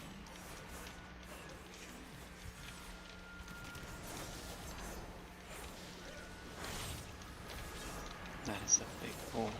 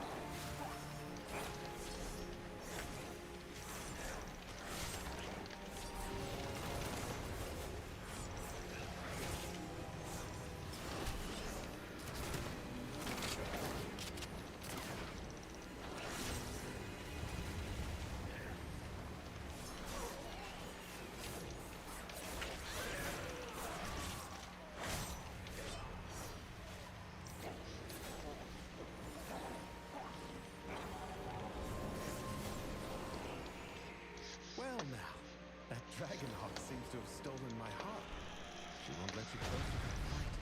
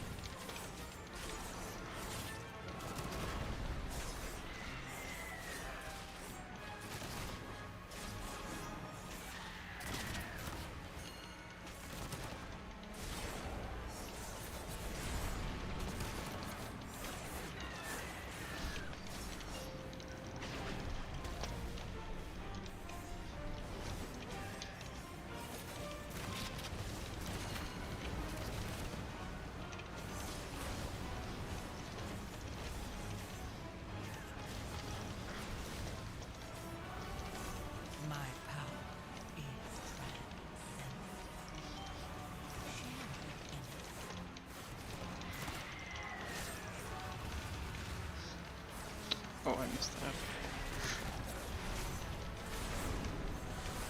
It's not a big deal, I guess. Only the strongest survive. Wouldn't have made a difference, I guess.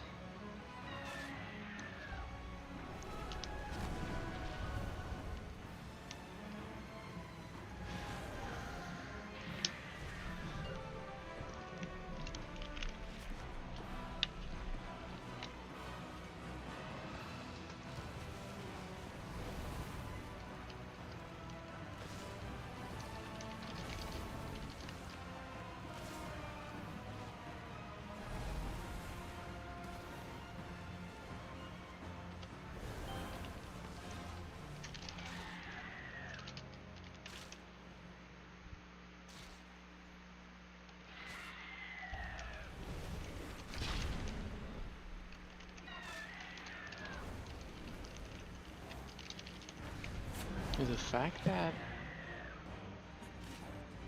this guy's still alive by himself for so long. I was watching a video the other day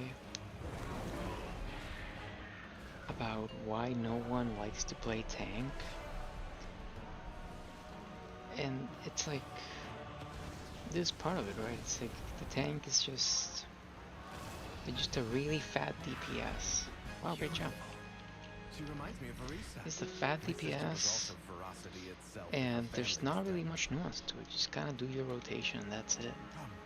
Right, part of the fun of tanking, you know, in old WoW was... Wait, is there a portal somewhere? No, there's not. Is there? Oh, it's this way. You know, like managing threat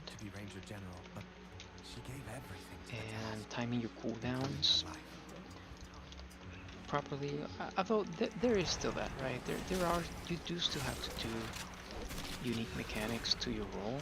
She trained with a bow gifted by our mother. Undead But it also, fanatics have invaded Toluca. I'd have to imagine it gets old pretty quickly, right?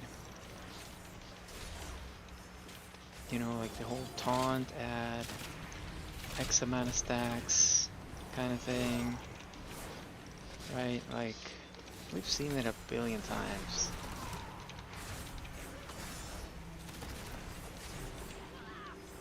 And I'm not a game developer, so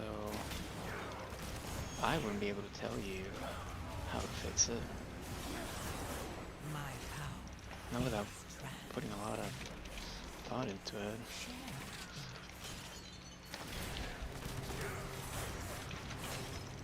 And I'm sure it's very nuanced.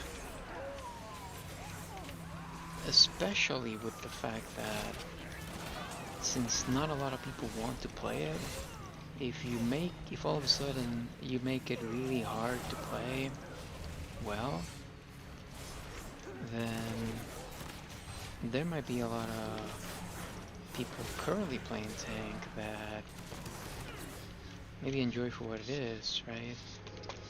And if you make it even more nuanced or difficult than it is, then they might not want to play, and then there's going to be even less tank players than before, and so on. So there's likely a lot of nuance there that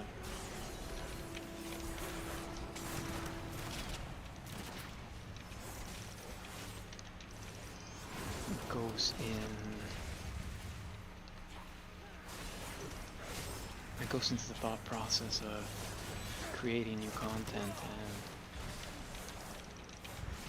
and balancing classes and making sure everyone feels like they have a role to do in fights.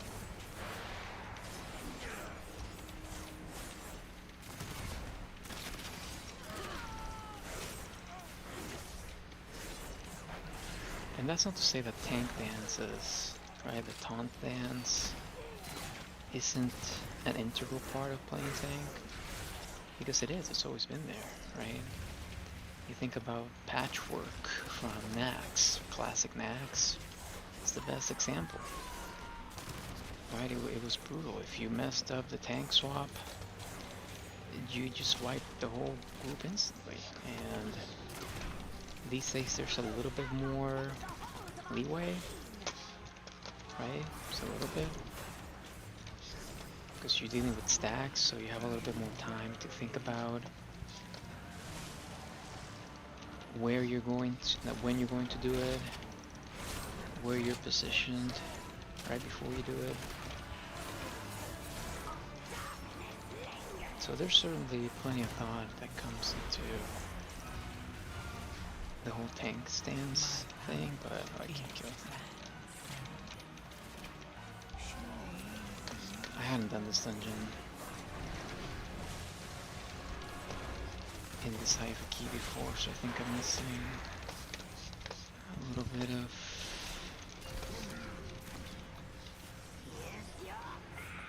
I'm missing out on what I'm supposed to do here actually.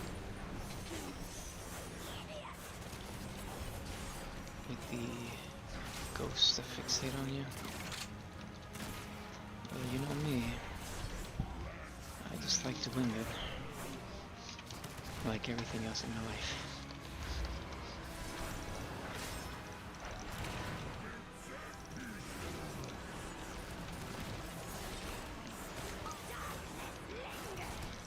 For better or worse. Okay, so what the heck does this thing do? I don't know what this thing does. I guess it just goes away. Okay. It's easy enough.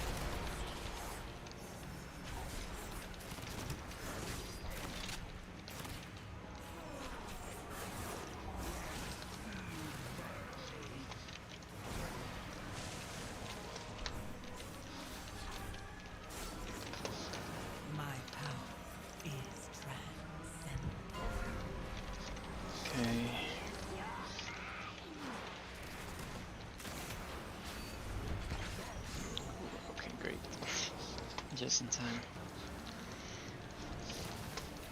Just in time for me to get hooked.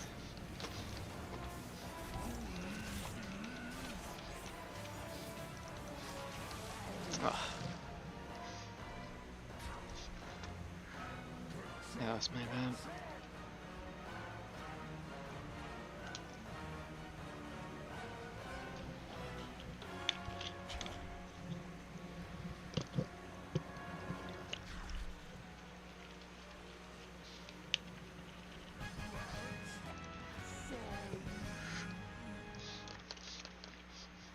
Sylvanas was sometimes vain and loved to be admired, but she never wanted to be worshipped.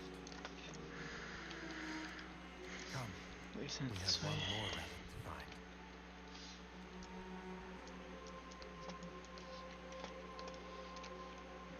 I was wondering where that guy was going the opposite way.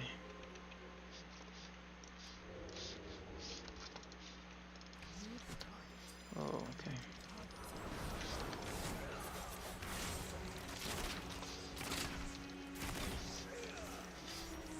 A gift of power.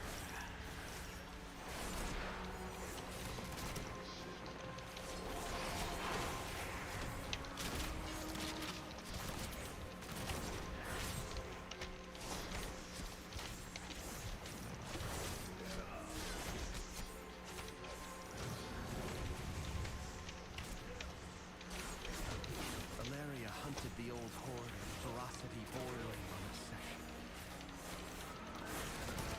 For good reason. They took my life, savaged our home. One of Valeria's scouting maps is within. It seems to have called on the ghosts of vengeance past. We'll need that map from them.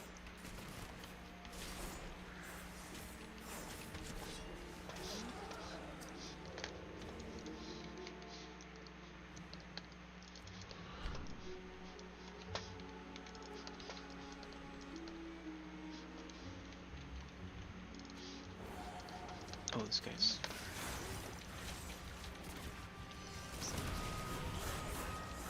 I hadn't realized the tank was already in here.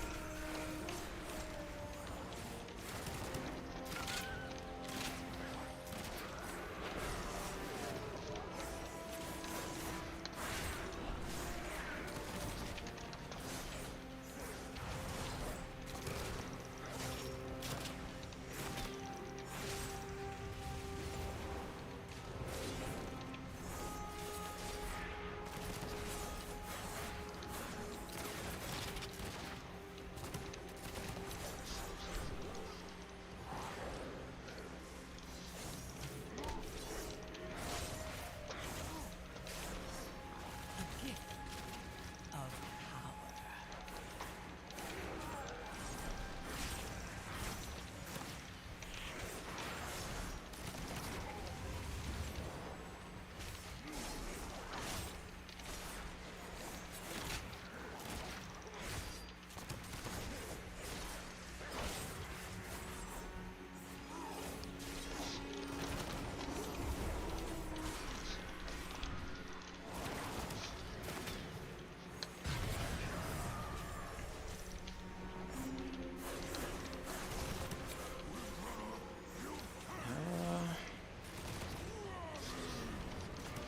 Okay.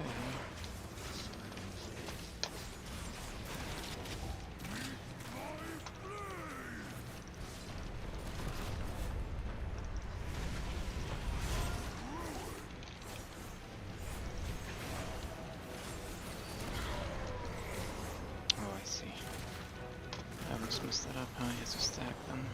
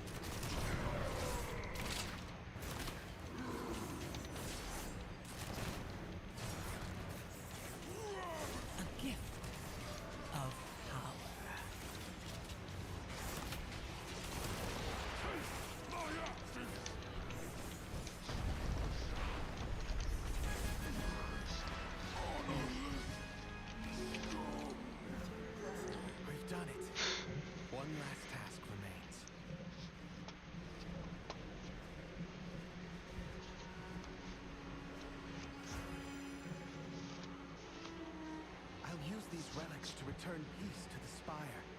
Perhaps then my sisters will return to me. There! The restless heart that haunts us. Please, lay it to rest.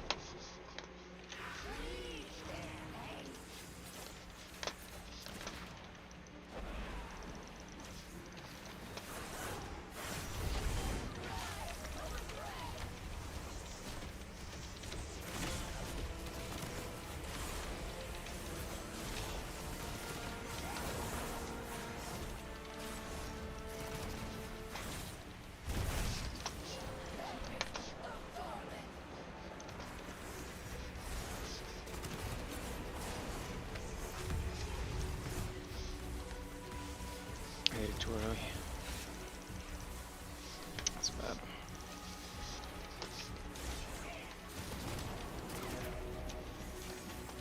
My power.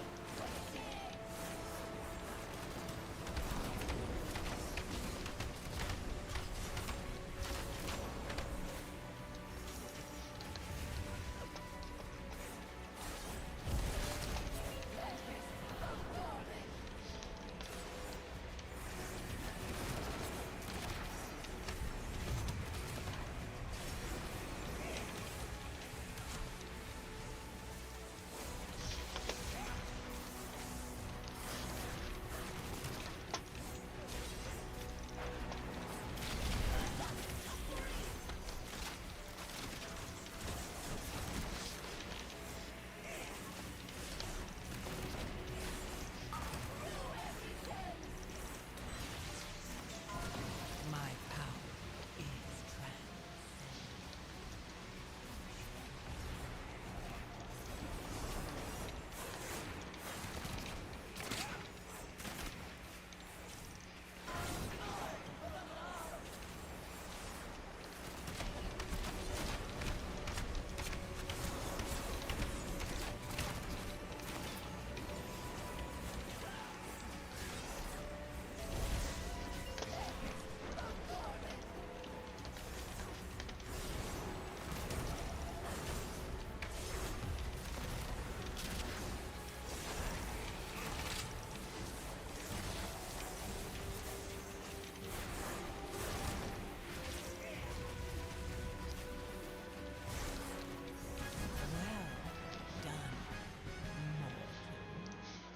Jeez, Spirits that linger within these that was halls exhausting have found peace. for some reason.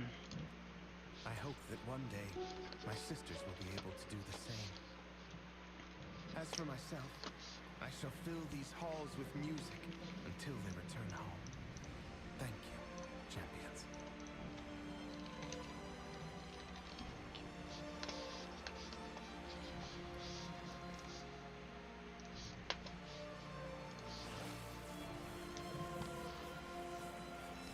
That was fun. Hey, I may as well have done a 10, right, and just get. Although, well, I guess it's too late to get the achievement, I think, for the season, so this doesn't really matter. My boots are one of a kind. Well, yeah, I guess I should just go for the 10s at this point. But it's a good experience. The extra mechanics took me by surprise. I got lucky, honestly. That I didn't mess that up. But then again, luck is a part of skill. Just ask any good gambler.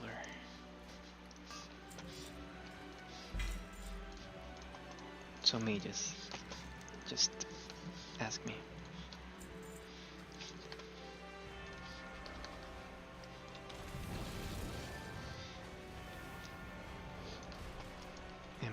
let's I'm not here so long. let's go to the casino. Play some blackjack.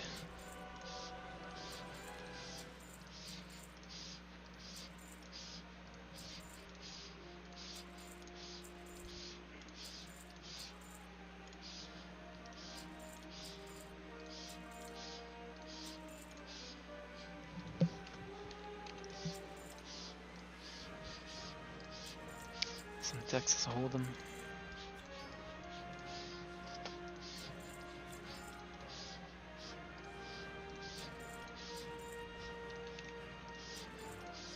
It's a good time. I haven't been to a casino in such a long time. May my goods serve you well.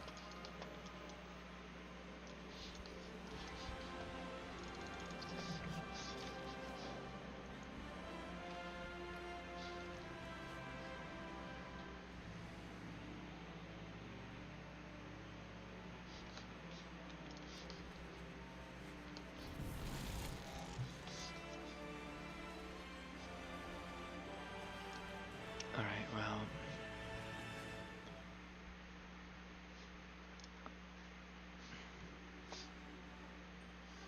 Gosh, it might be nice to have 5 bountiful delves at one time, rather than having to wait a whole day just to finish the quest. But oh well.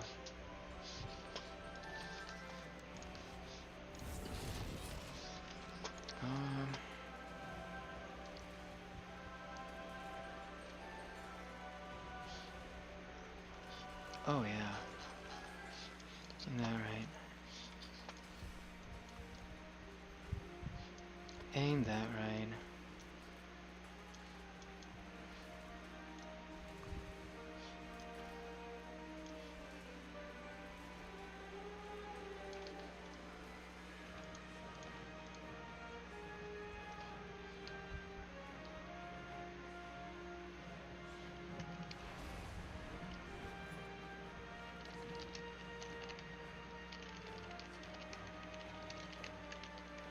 You don't know America that good. I don't know. I don't know.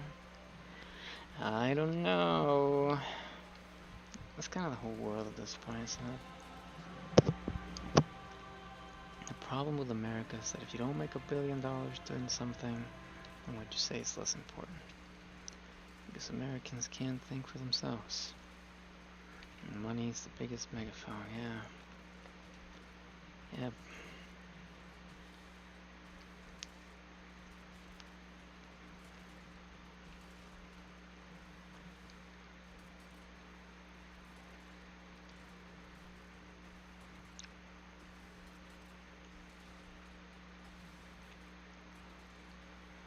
I get the feeling this guy likes to, this guy's hobby is arguing in trade chat.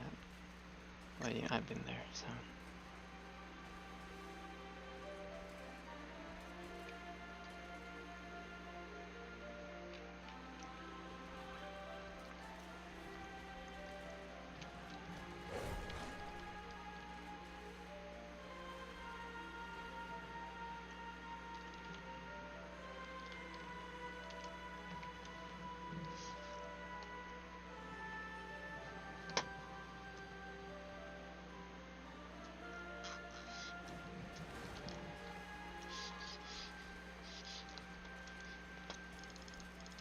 We endure. We shall not falter.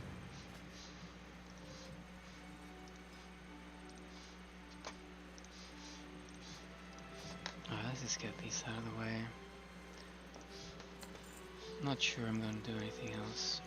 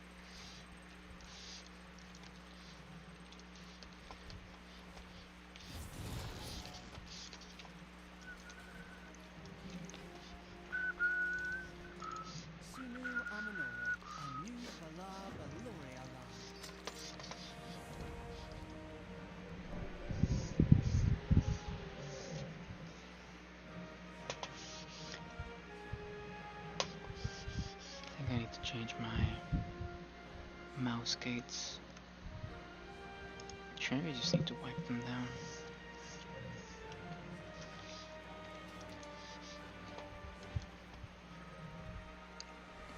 Get my whole desk a good cleaning. Glory to the Sindori.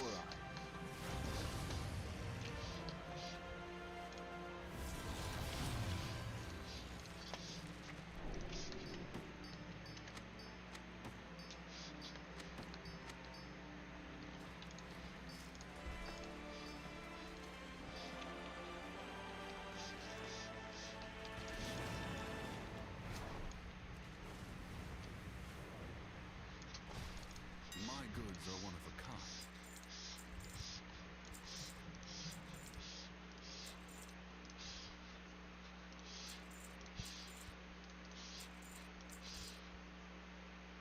I might keep these. Return when you need more.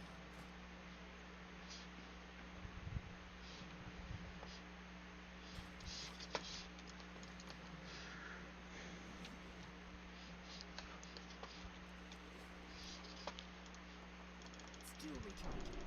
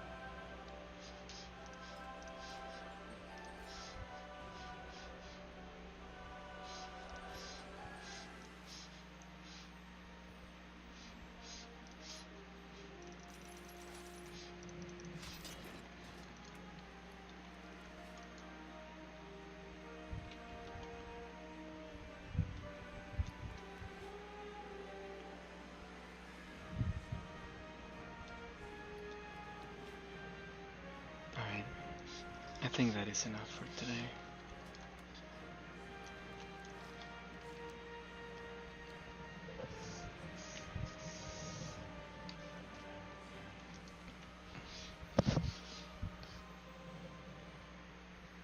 Alright.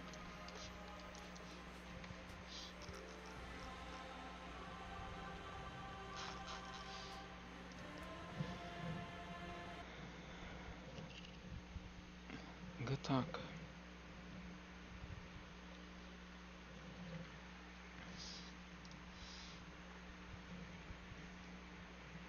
I almost want to do something else. But it might be better to keep it short and sweet. I don't know.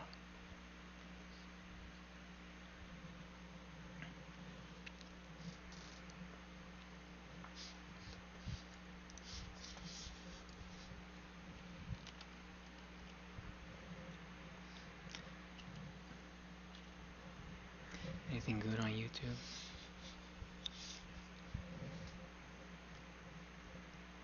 Maybe not.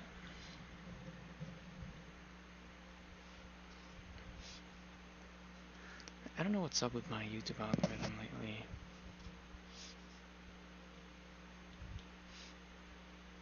That man, it is sending me some...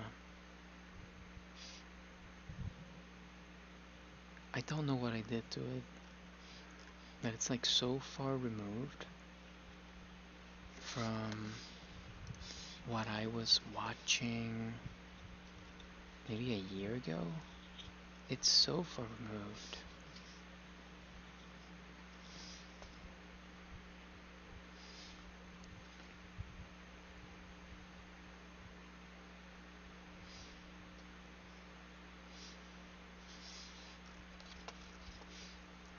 And I wonder if I'm the one that changed,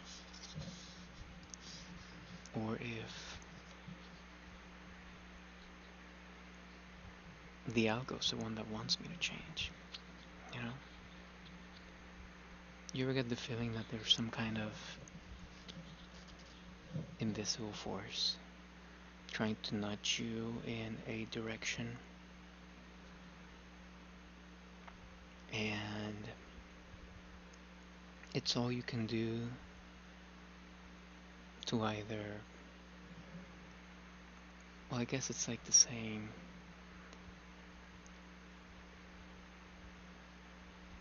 you either, how does it go again? You either, life either happens to you, or, gosh, how did it go? Like, if you don't live life, it happens to you. Let me see, how did that go again?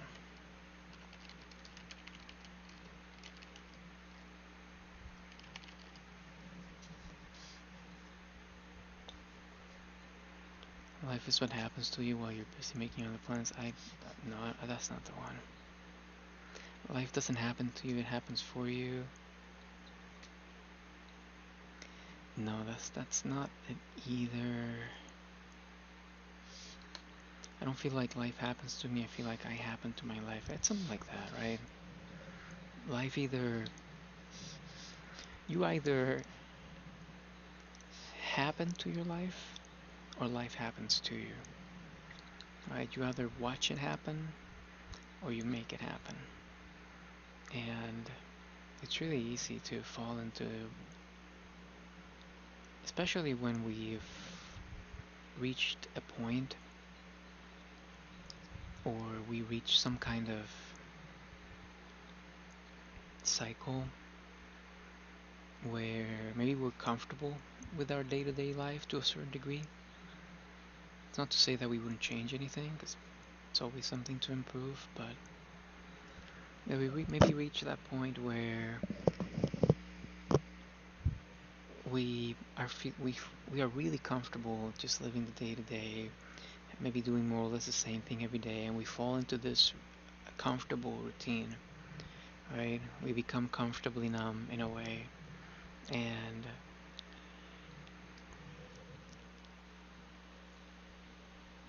we stop being active participants in our life.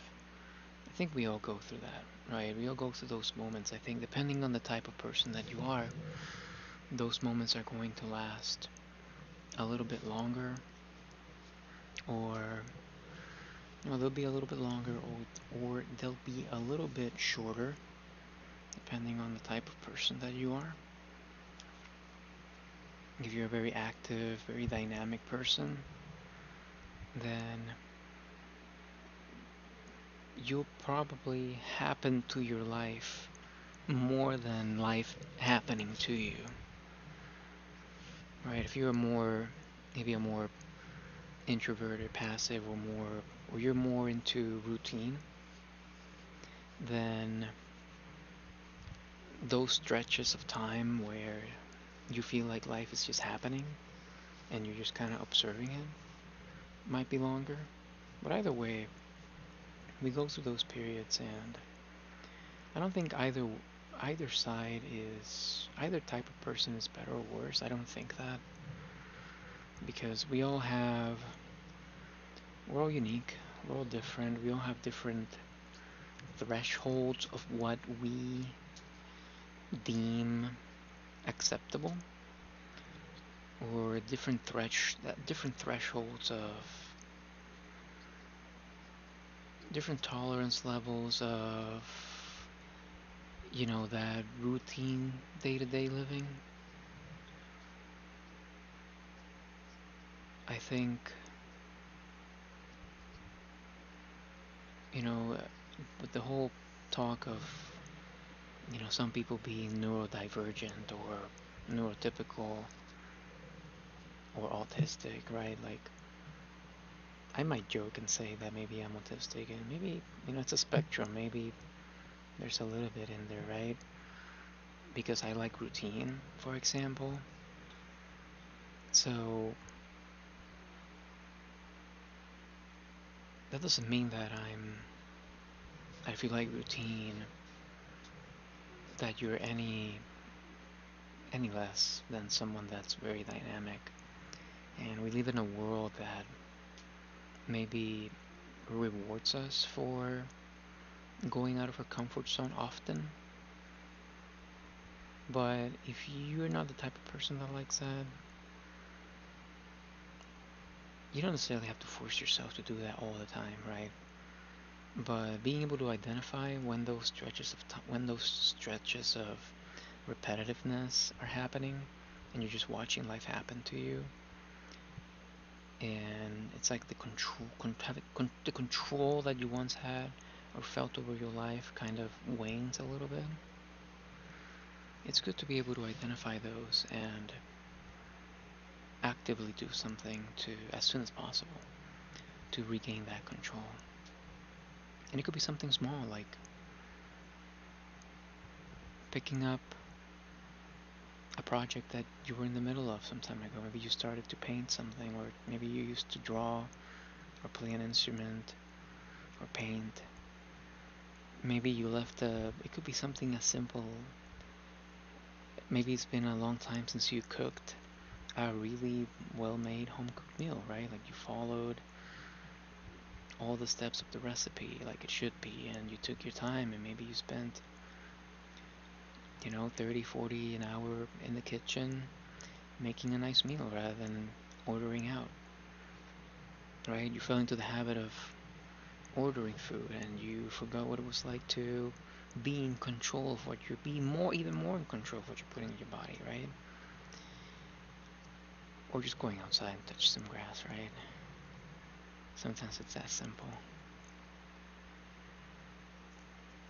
Picking even I would dare say even picking up a book that maybe you left, maybe you read halfway and you kind of just left it there and you don't know why. Maybe pick it back up and finish it. It's a small step, and maybe as soon as you finish that, you'll just naturally gravitate towards trying to finish something else that you started. Maybe a painting that you left halfway done, or you said, oh, one day I'll come back and I'll finish touching up some stuff. Maybe you never did. Maybe even finishing a show you started, right? It could be, oh, I was watching this great show, and I had one season left to go. For some reason, I kind of stopped watching it, and maybe you always keep saying, "Oh man, maybe today's the day that I'll finish the thing," and you never do. Maybe it's your own body and your mind and your heart telling you that maybe it's time to pick it back up, finish the thing. Finish your GED, finish your high school diploma if you never finished it. Finish your bachelor's if you never finished it. If you went to college and you dropped out and you always kind of felt that itch, maybe I should finish it. Finish where you start, I guess, is the point. It's when we leave too many things undone, too many loose ends, that can weigh on your heart. That can weigh on you, whether you're conscious of it or not. Finish what you start. And come back and tell me how you felt.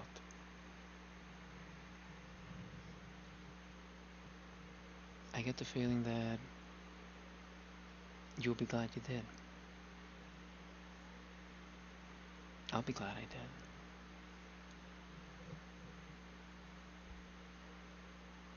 So, thanks for watching. And have a good night. Be well and many blessings.